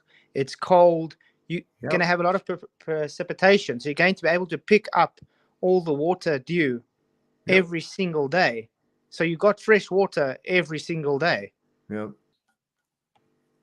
Yeah, that's what I'm saying. He's thinking it's like one of these, you know, deserted out in irons out in the Pacific somewhere, you know, dying of thirst and all this other shit. And it's like, no, dude, you know, come on. Put the shit. This is why I say these PhDs can't think. They just go by some shit that they read and okay, so that fits my paradigm because it matches the stuff they told me at school. I'm going to go with it. It was sick. Of how far they were traveling, how long it would take them to get there, and how much resources they had. Now, I don't care whether or not you think they got the distance right. What I care about is that if you were on that ship, if you were captain of that ship, you'd be dead because you have no way of making those calculations. And then again, debunking himself. I mean, he debunked himself. So if you were going to, basically, if you're going to have a point. Yeah, he debunked himself again by just saying his statement was, you would not, if that, because you don't know it's a globe, you would just be dead. You wouldn't know how to get back. You wouldn't know how far you need to travel. While his own argument was flat earthers just traveled and found their way back home. Doesn't even make any sense. No. Yeah. Oh, come on. Yeah. See, you can tell he knows it didn't hold any water. That's why he's drinking some. You ever watch these guys' body languages? I watch their body language all the time. And I notice a lot of times, this is a good screen capture too. So he's drinking the water and he's looking like, are they buying it? Is this floating? You know? He's probably looking to see if his team is helping him come up with a new argument. It might, yeah, that's very well possible too. I think so, but that putting that water in his mouth, that's like, okay, I'm not going to go any further into this. I think he knows he hung himself. And it's interesting to see Matthew's expression because he looks like, yeah, that like, no, this ain't going to hold. So let's see. Does he come up with anything to refute it very well? Let's see. 2 points above the ground. You could essentially, you could look up here at your zenith, and then you could determine Just the 1 second. distance Nobody and can what that see that on the yet. ground coverage, and then find the location that you're going to, and you could then gauge the distance between the point where you're at and where you're going on the ground.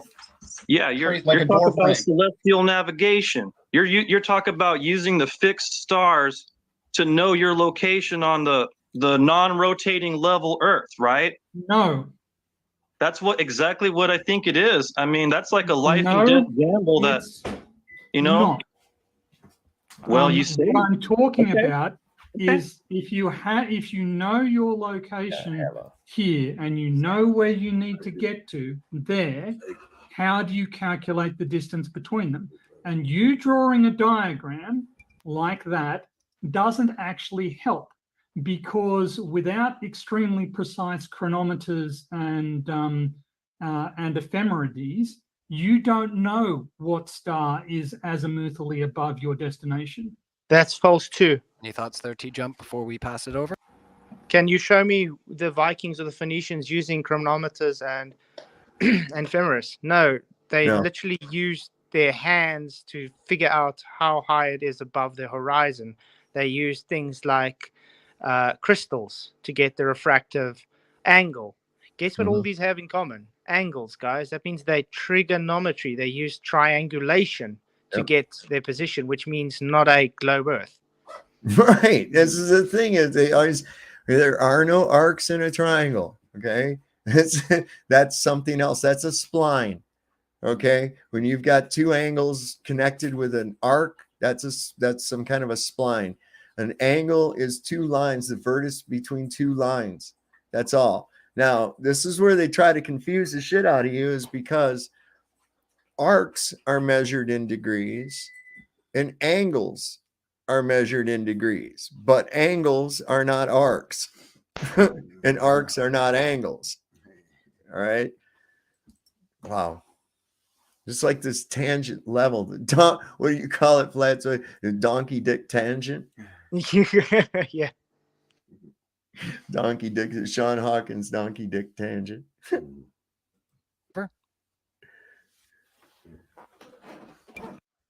You're on mute right now there, T-Jump. So if you're... I know I'm on mute.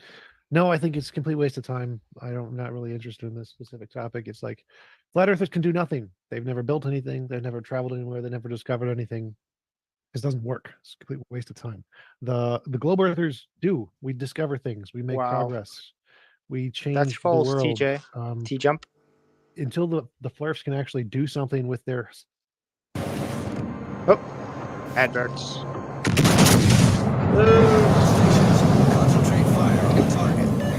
Sorry about that, folks.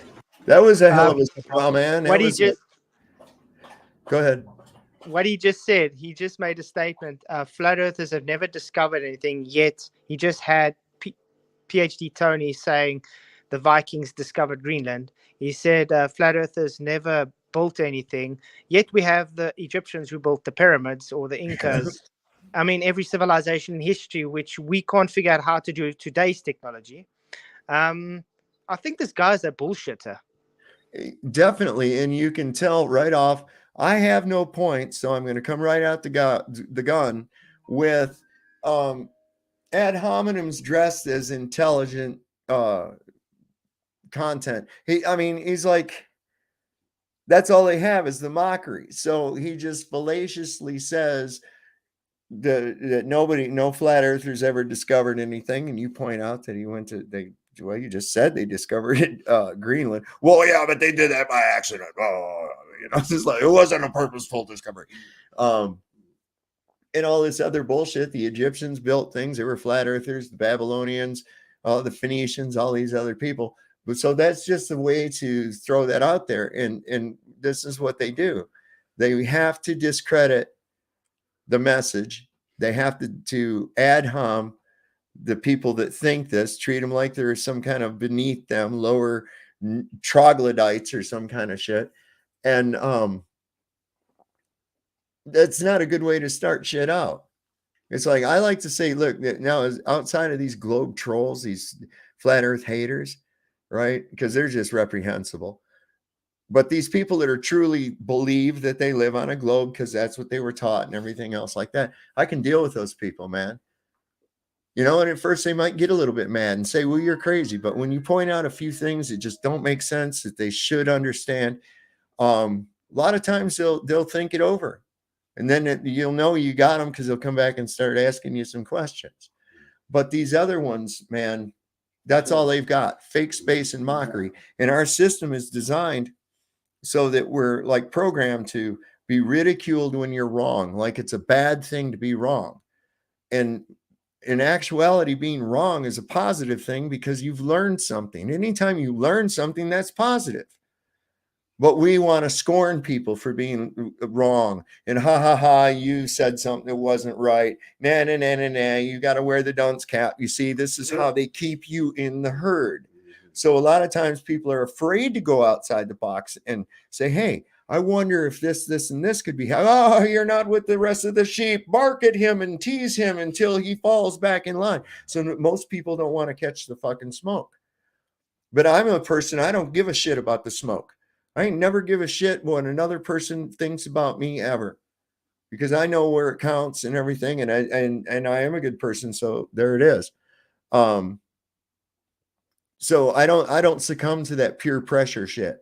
You know, it's just because a whole bunch of people think something doesn't mean that it's true. I realized that at a young age.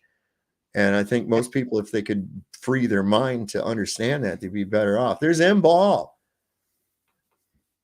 Oh, Yeah, I no, don't think- it was measures to be a globe, does it? Where'd you get the R value on M-Ball? Yeah, I think that's well said, Salva. I don't think people really become a flat earther because you care what people think. I think it's because you don't care. It's because you're honest with yourself. I mean, nobody comes a flat earther so they can get ridiculed. It's just really insane. Unless you're ragey and you're just looking for attention one way or the other. I think you hit it in the head when you said that today. I was like, yeah, that's it right there. I support the current thing. You know, Exactly. Yeah. She goes where the trains go. That's about it. What do you call it? What some pack? Wolf pack? Is that what that thing is? Yeah, with a bear claw. Wolfpack with the bear claw logo. Makes so much sense. Yep. That wolf ain't gonna lie down with the lamb. Not when the lion's here taking care of it for him. Exactly. I mean, think about it. Why would it be called the Lion of Judah if they're going to say the wolf will lie with the lamb? Right. Right. And where are all the stained glass windows of a wolf and a lamb, and all the children's tombstones that have passed much too early? And we see these tombstones quoting Isaiah 11:6 with just says Isaiah 11:6, and it'll have a little sculpture of a lion and a lamb on top of it. Somebody went through a lot of trouble to carve that, to make that. And I mean, it goes, there's evidence still 800 years ago of this lion and the lamb. So you're telling me over 8 generations, everybody just remembers it wrong? That's very improbable. I typed in lion and lamb ministries. Pretty general. I put that into the search engine, and I found literally hundreds and hundreds of lion and lamb ministries and outreach programs and shit like that all over the world. So all those people are wrong. Where are they getting this lion and lamb from? Boy, good thing we didn't misremember it, and it's always been a snake and a lamb, right? What the fuck? I mean, it's completely different animals, man. And wolf, just because they're both mammals, is that what's? Wow, I don't know. Yeah, it's like totally from a different spectrum. Tells me the feeling I get on that is wolf in sheep's clothing. And what does that refer to? Deception. Exactly. Yeah, but primarily from the church. I think that the church is actually, organized religion is actually run by the adversary. I really do. There's no doubt about that. Why do you think when the Romans disbanded, the Roman Empire still exists? It's called the Catholic Church. Mm-hmm. And I mean, they are the Jesuits, they are the Masons, they are the people running this place, and their head is Satan. It's as simple as that. Masons too? Catholics? Masons. Oh my God, yeah. Really? Listen, all these outfits. Yeah, I know exactly what you're talking about. And like I said, that movie, what was it called? Helio Sorcery. That's a great one. That is great. That really gets into it, and shows, people say, oh, it's because it was a religious issue. Well, kinda, but I think it was more of a spiritual issue too. And if you really think about it, the entire heliocentric model, outside of being like sun worship, of course, is a complete inversion of reality. That which is physically possible becomes possible. The earth is really small and the sun is really huge, and it's They're big balls, and it's all the opposite of everything that they've put forth. It's the exact opposite of. And we see that permeate right through our world, which is basically our society, what we make it. We see that healthcare destroys health. We see that the education system destroys knowledge. The spiritual institutions destroy the soul. I mean, we have everything is completely backwards. And I don't know. So many people, they don't see it until you really point it out to them. And hopefully that does point it out to a few people. I don't know. I'm only responsible for what I say, not for what you don't understand. That's what my shirt says today. That's right. Tomorrow's going to be the Not Today Satan shirt. Opposite that the world is flat, then they have nothing. They can do nothing. I don't care about their complaints, their opinions, their feelings, their thoughts mean nothing. Go do something. Build me something. Discover something. Go find the firmament. Do something. Your opinions are just not evident. Build something. Me and my buddy Johnny right here, we've literally built hundreds of homes, ain't we? From the ground up. Yep, from the ground up. And you know what we did? We made sure shit was level and plumb, didn't we? That's right. That's right. And what's plumb again? Plumb's perpendicular to level, That's right? That's right. Level is what? No side being higher or lower than another. Everything equal. Yep. So, yeah. Well, think about it. The foundation he's sitting now on requires to be level, means flat. So the guy literally doesn't know shit. I think it'd be very uncomfortable if he had to have a spherical foundation. So he said, we've met that challenge of build me something. Several times. There you go. Several times. Got sick of it. So I don't care about your word games.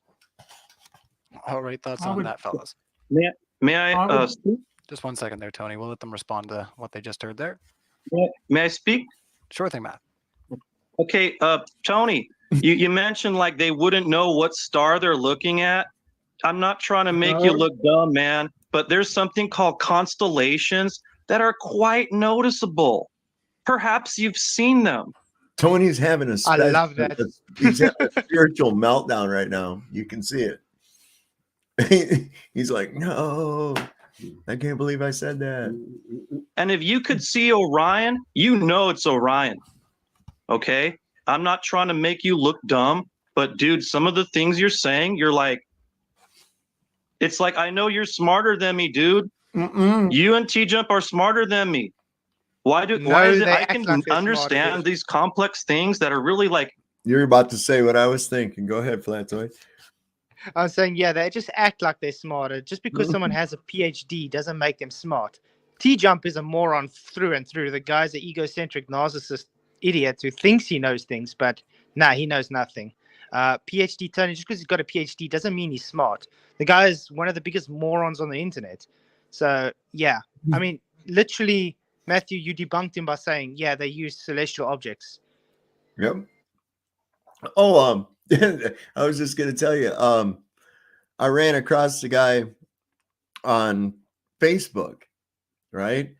And what's their name? Sal something. Anyway, they set up, they wanted to come on and discuss flat earth with me. They're obviously a glober. And I was talking to them through Messenger and Facebook.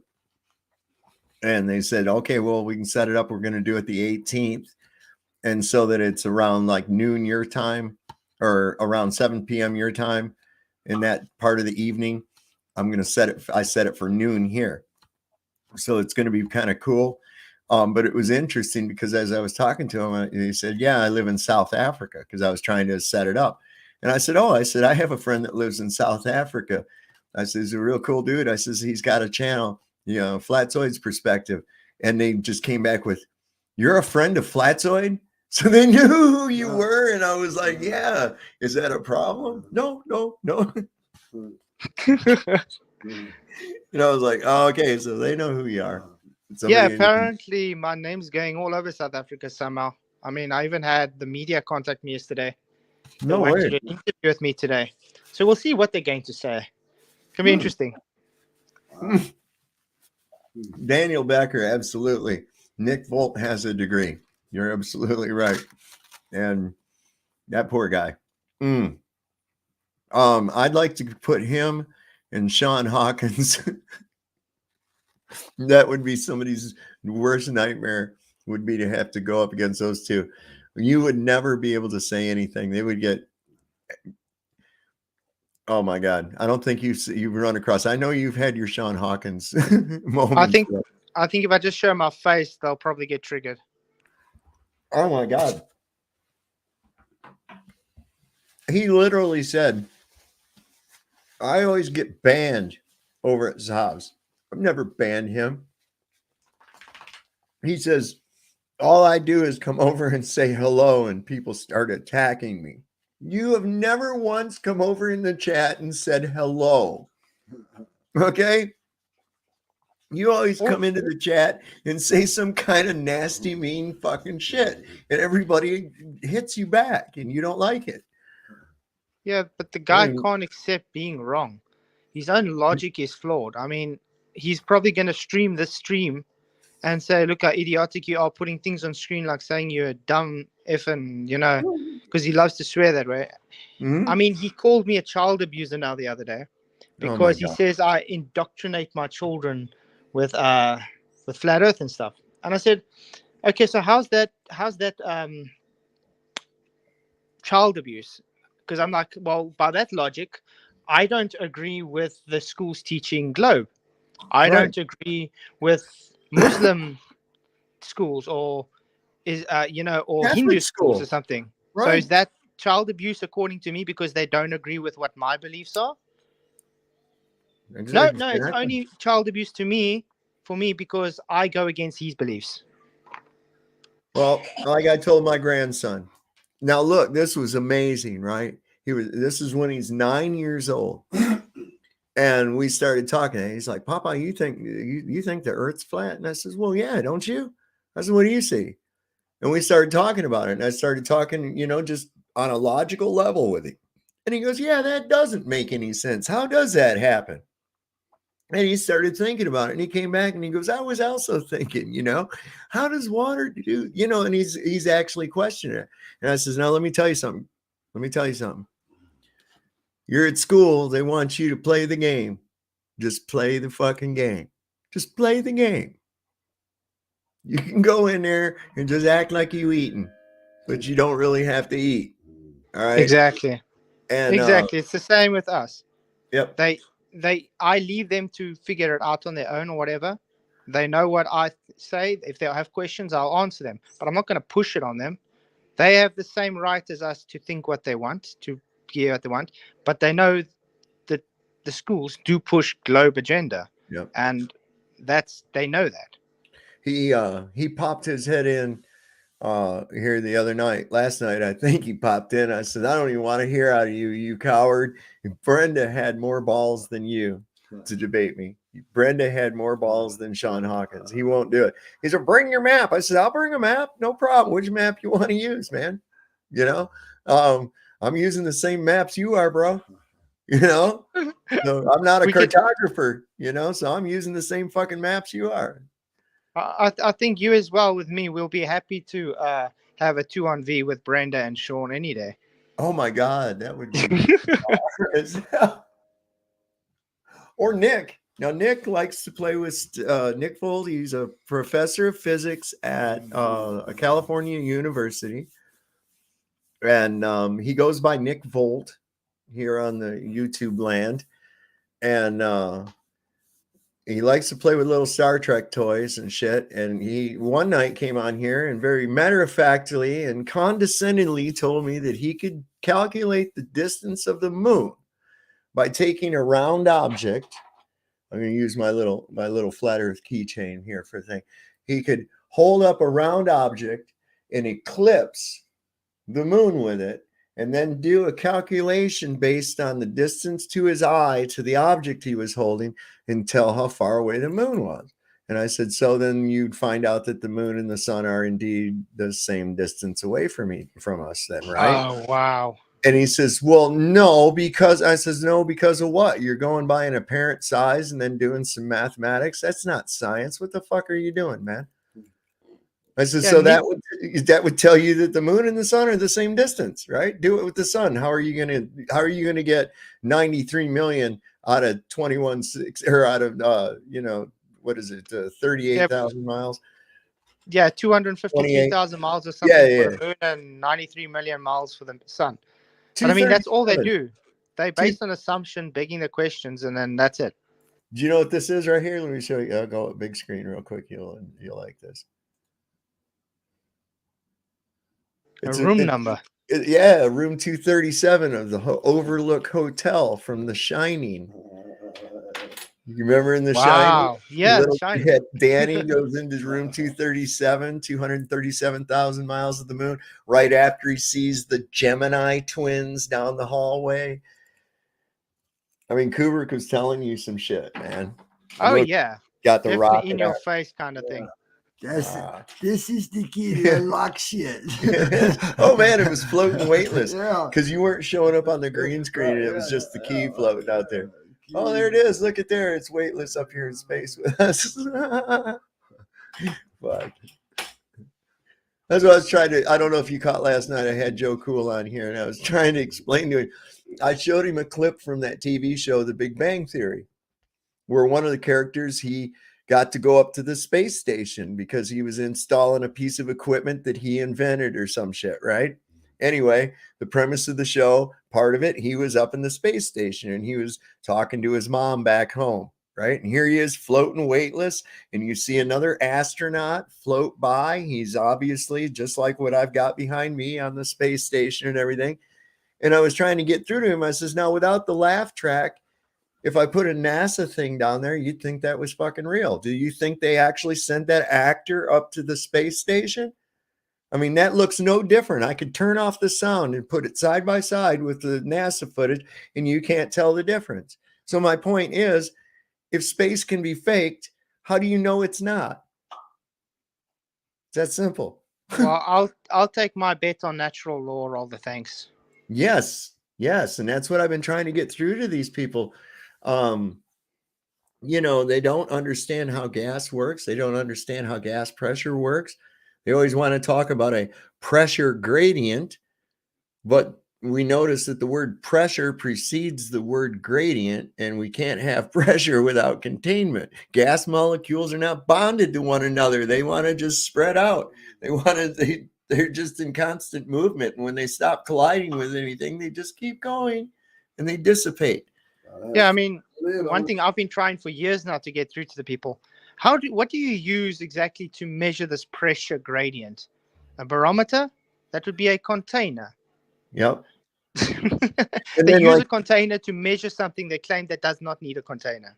So, but we've got less pressure up top of Mount Everest. Yeah, and we also are missing some of the ingredients of the 14.7 that we have down here on the ground where the gases are produced, right?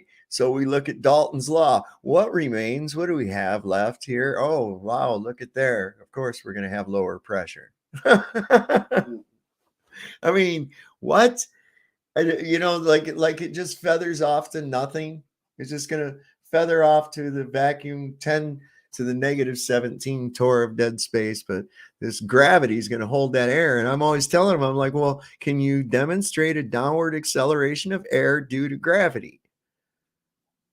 Well, no, of course you can't. I asked Brenda that, and she started talking about fucking Galileo rolling shit down an inclined plane. And I'm like, did he roll air down an inclined plane? No, but he showed. I says, he just demonstrated an effect. That's all. We're talking about air. Demonstrate air having a downward acceleration. And every time she brought up Galileo, I just grabbed this thing, a Galileo thermometer. Or when you ask Sean Hawkins to demonstrate, he says, yeah, just go get yourself a bucket and put gas in there. Why is it not staying in there? Making our point. Yeah, exactly. God, I know. It hurts sometimes. And in some cases, I think in his case, he truly does really I think more he wants to believe it because then he feels like that makes him smart.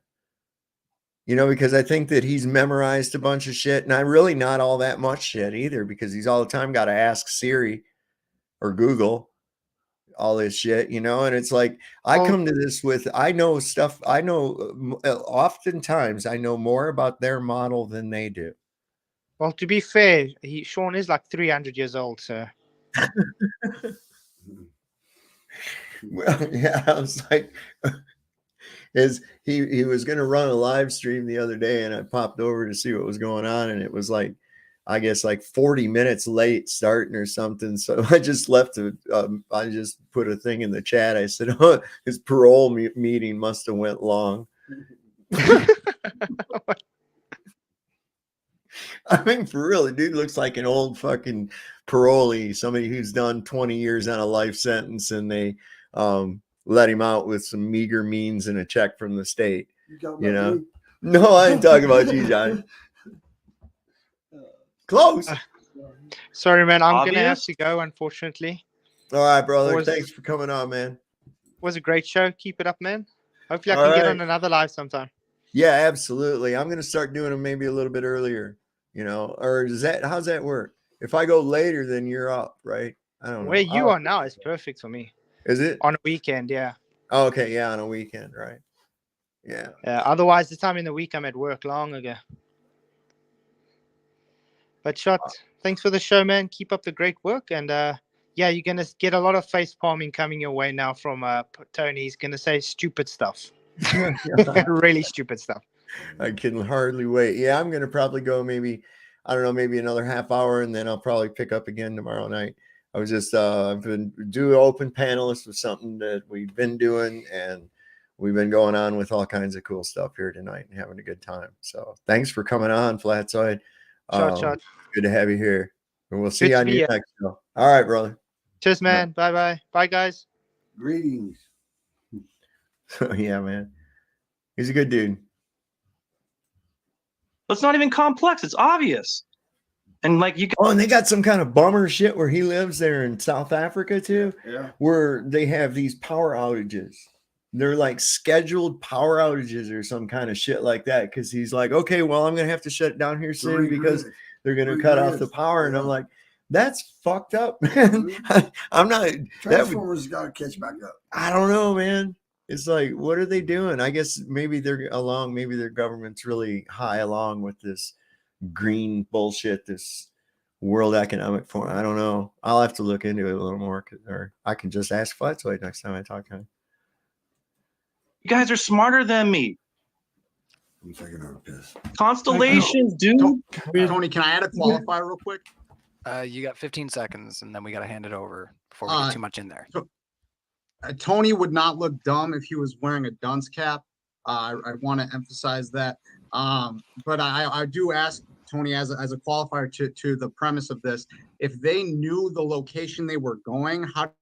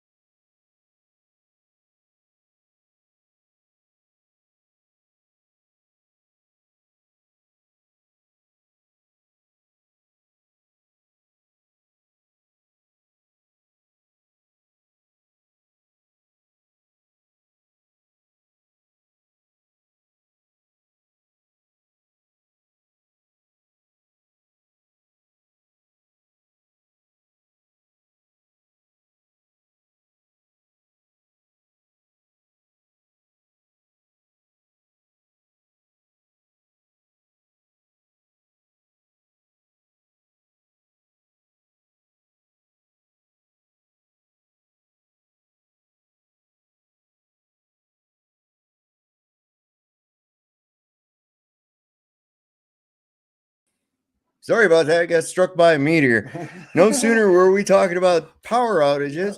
Johnny here went in there and fucking shorted out my circuit. Oh my God. There we go. Yeah, see. Hold up. Yeah. Hang on. I got to shut this off. How do I do this? There we go. Okay. Phew. So I had to jump on here real quick. Everything's good. We're back. And I'm going to bring this back up. Sorry about that, guys. Where was I? Here I am. Ooh. I was like floating around working on space shuttle. Man. Yeah, man. Got hit by a meteor. Right. Something happened. My Dogs space. need to go out. No, everything's good right now. We'll let them out here pretty soon. Like I said, I'm going to go about probably another 20 minutes, and then we'll cut her down for the night. So anyway, let me see. We got power. We got. Why is it I can understand these complex things that are really like obvious? It's not even complex, it's obvious. And like you guys are smarter than me. Constellations, dude. Tony, can I add a qualifier real quick? You got 15 seconds, and then we got to hand it over before we get too much in there. Tony would not look dumb if he was wearing a dunce cap. I want to emphasize that. But I do ask Tony as a qualifier to the premise of this. If they knew the location they were going, how did they know where it was? Don't they have to say the star should be above that location and that land? And then they look down and say, that's where we're going to go towards. How did they Oh, goody. Let's have a fucking commercial. know where the distant land was without using the sky? And Okay.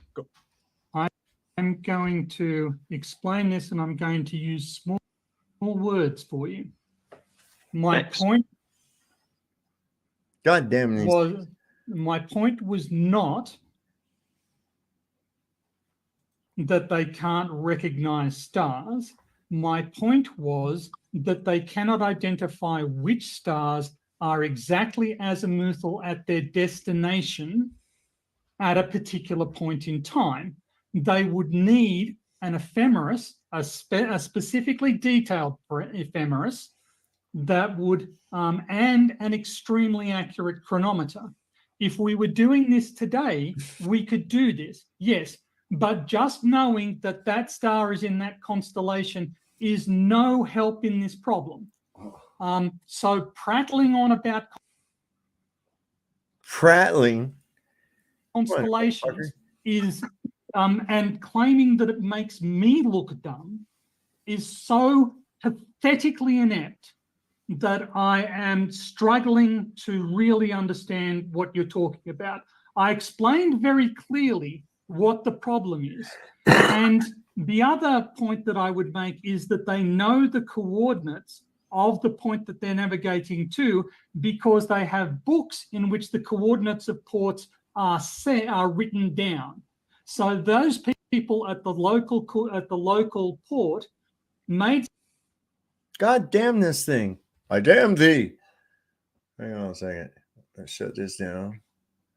I'll shut this down because I don't need that open no more. Why the fuck is this thing doing this? Celestial observations, noted their latitudes and longitudes, Screw wrote them down in fucking the with book, and the people have access to that book. Oh, yeah. And just to clarify, this here in this example that we're talking about, this is the example involving Antarctica and South America, not the destination going east to west in Indonesia, in that area, right? Where we're talking about Antarctica. They both knew their end.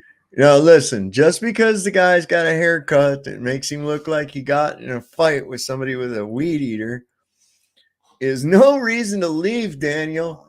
Okay? It's what they call street cred, all right? Or YouTube cred, I guess is what we call it in these YouTube streets. These YouTube streets out here, yo. Yeah, man.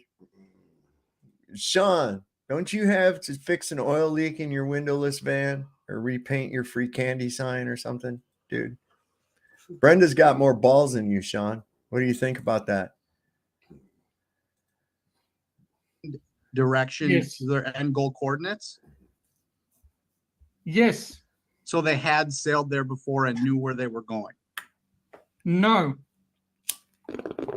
the mutiny had not been to that point in Indonesia. They knew that the port in Indonesia was there because it was in a chart that they had. They had not actually been to it before. Somebody else had been to it. All right, you guys still have another 25 seconds. And I was listening I to think what- that this is. I actually think that this is. All right, pisshead. I actually think that this is getting to be a waste of time, as the two of you don't know how celestial navigation works, and you don't know how these distance calculations work. All right. Over to you, fellas. So I would like to actually introduce another data set. Okay, just hold that thought Yeah, right there, Tony. We'll let them respond to what you just said there, and we'll let you introduce that in just one second. Matthew, you got something to say there, so I'm going to send another 1 minute. Go ahead. Matt, if you want to go, and then can we introduce a data set to advocate towards a I'll just want to go really. I just want to say something really quick. If you want to finish that previous topic, but Tony, yeah, you mentioned they did use celestial navigation, so they had to know where they were on the. See, and this is another thing too, because what I'd like to see, right, is, you know, if you did that, and because they obviously got this world map using these celestial navigation points, right? But then they had to make it work out to be, because this whole thing between nautical miles and statute miles is ridiculous, man. It's fucking weird. There's something going on. Something is going on. Earth, and yeah, it's like, so they're using the stars. If they're at sea, what do you think they would use to navigate? Like, say they're out there for, like, you know, extended periods of time. The only thing they would have is the stars. Nothing to do with like calculating sphericity of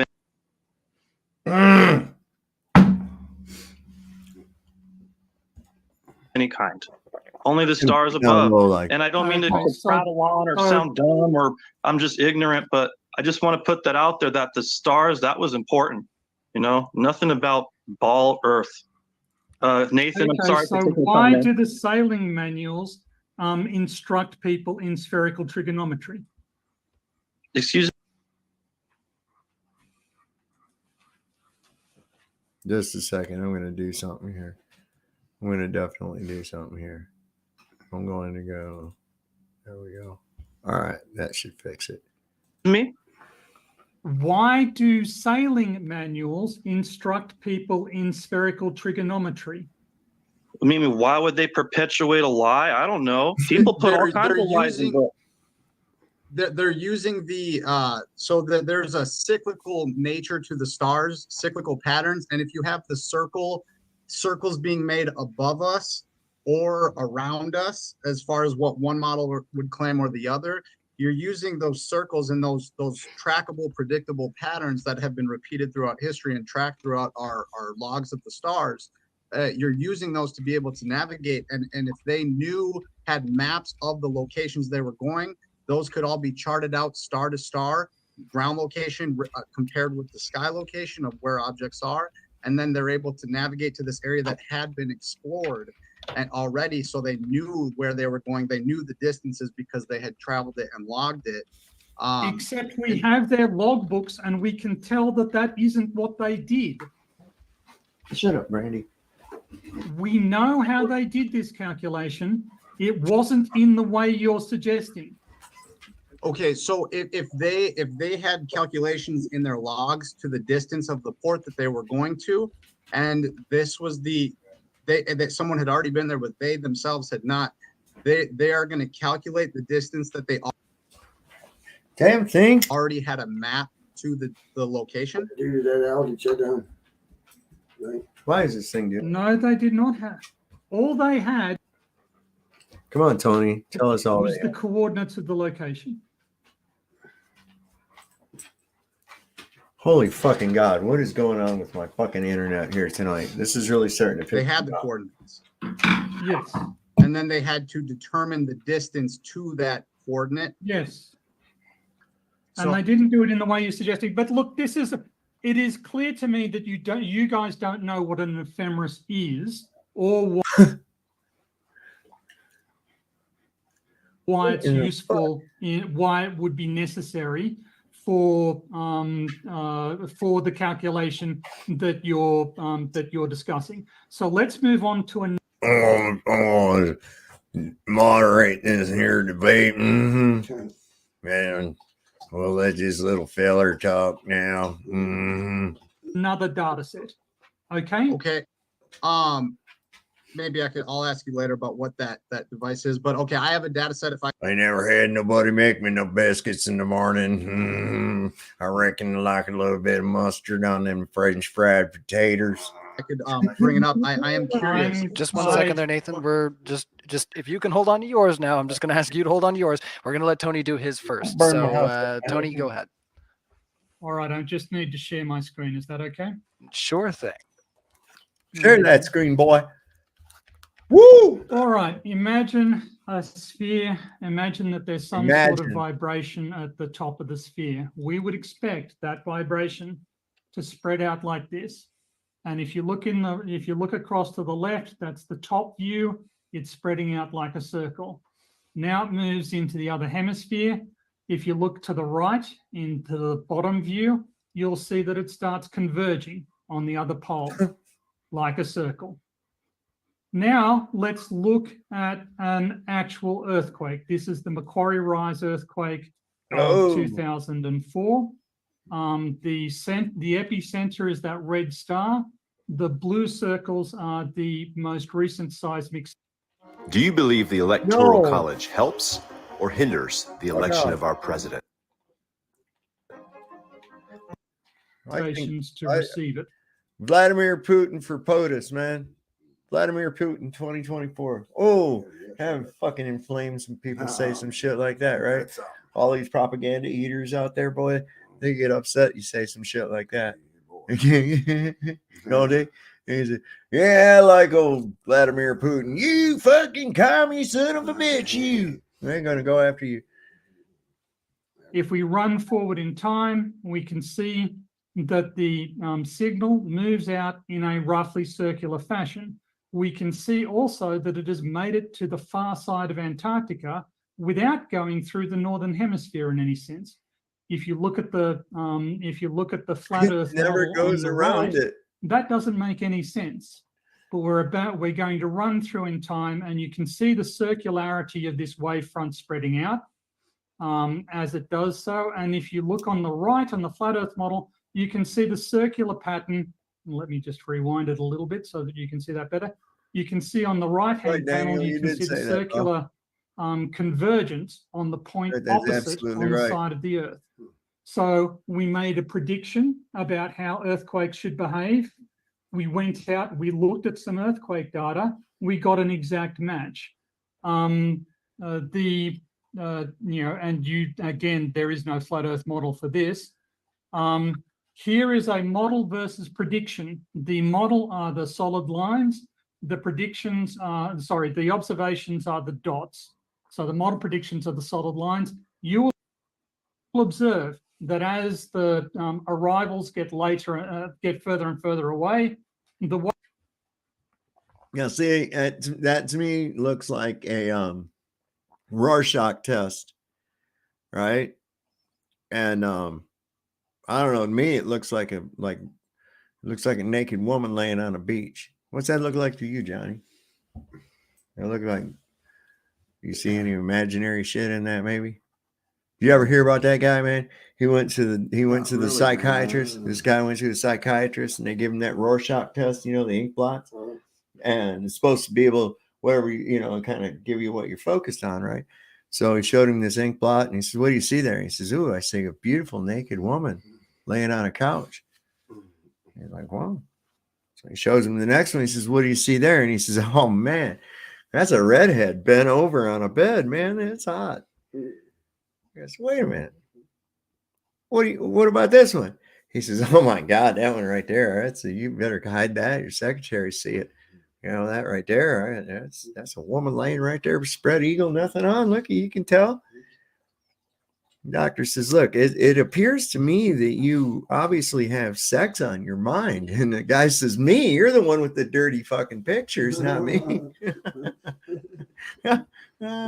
No, shit. Wave seems to be traveling faster. Why is that? I'm here all week. On a flat Earth, there's no explanation for that, but on a spherical Earth, there is. The wave is traveling Don't forget to tip your waitress. less distance, and it's doing it at greater depth where there is higher velocity.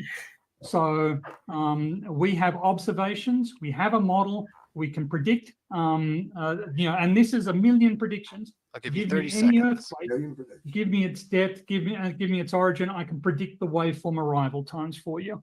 You have nothing. All right. Thank you Matt, so much. I'm gonna jump for in real quick on this one. Yeah, we'll give you each a minute. Okay, Tony, can I just ask a real quick question? I've heard that there is some difficulty with waves traveling through Antarctica, the continent. Is that? Didn't we have somebody? Didn't Daniel say something about this? Didn't Daniel say something about this? Good job, man. Right on, Nathan. Hit him, babe. Hit him. Is that Hit him hard. any sort of accurate? Hit that motherfucker. Just as a qualifier. Well, there are somewhat lower velocities under Antarctica. It seems to be somewhat warmer, but it's not a major problem. No. What are you trying to predict, Sean? What are you trying to predict? You mean post-dictions?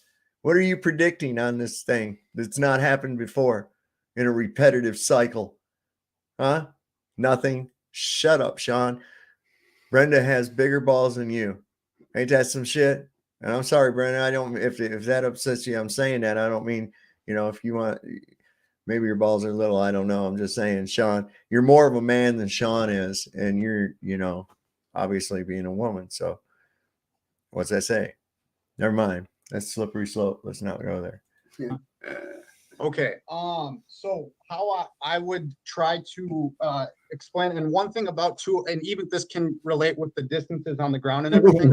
Flat Earth, we claim to use those kinds of maps, like the azimuthal equidistant map and everything, are more for to get concepts down. I wouldn't claim that they're accurate as far as the distances in a lot of senses, though latitude and longitude seem to be accurate, but the military has the accurate maps. But how I would explain that kind of if you could go to your slide for around 190, there you show that you get a mark over here, and I think what could happen is you have the waves going out, and then they're going to angle, and everything is going to eventually converge antipodal, and then it's going to go back and bounce. And this is not supposed to be some sort of shape, like weird shape or nothing. I'm not into the unicursal stars and all that. Why does the wave not propagate across the center of your disk?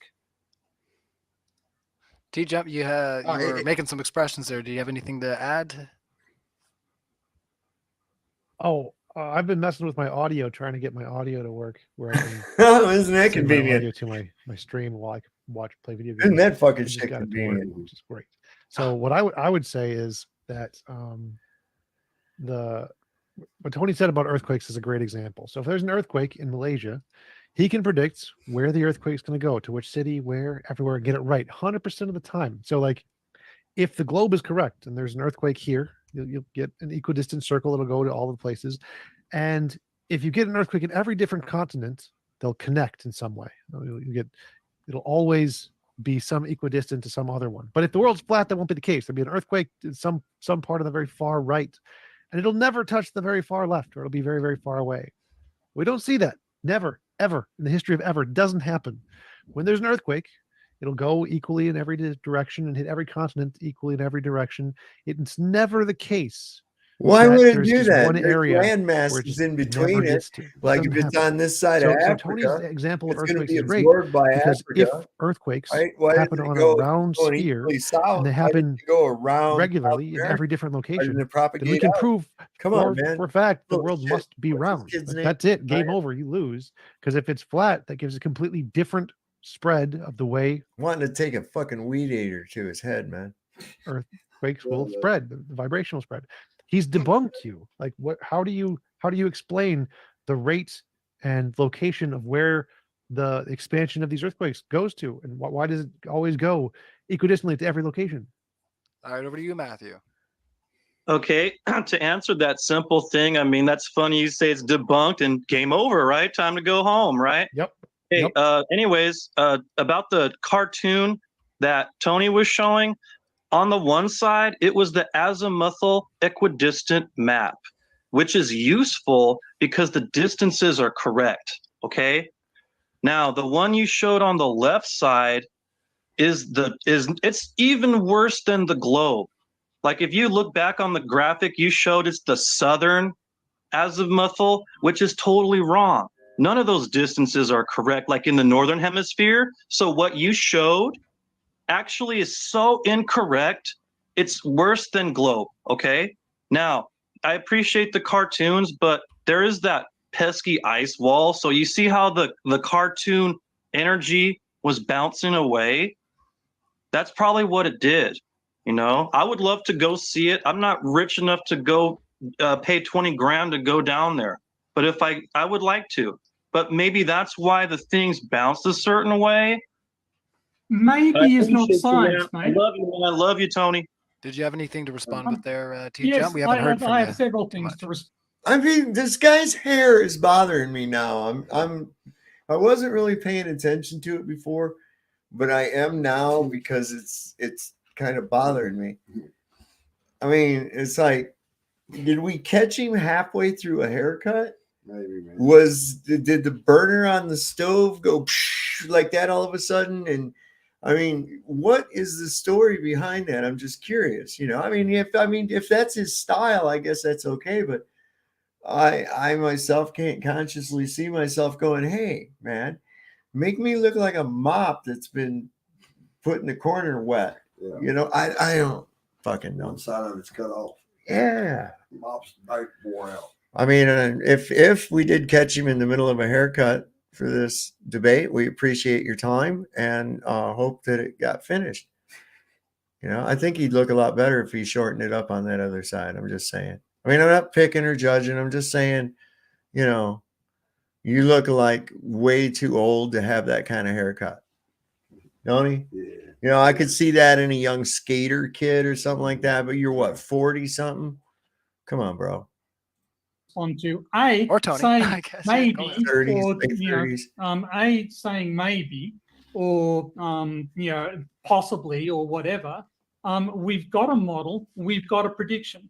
The model, well, we've got a model, we've got a prediction from that model, and we've got observations. We got The model and the observations fit. match.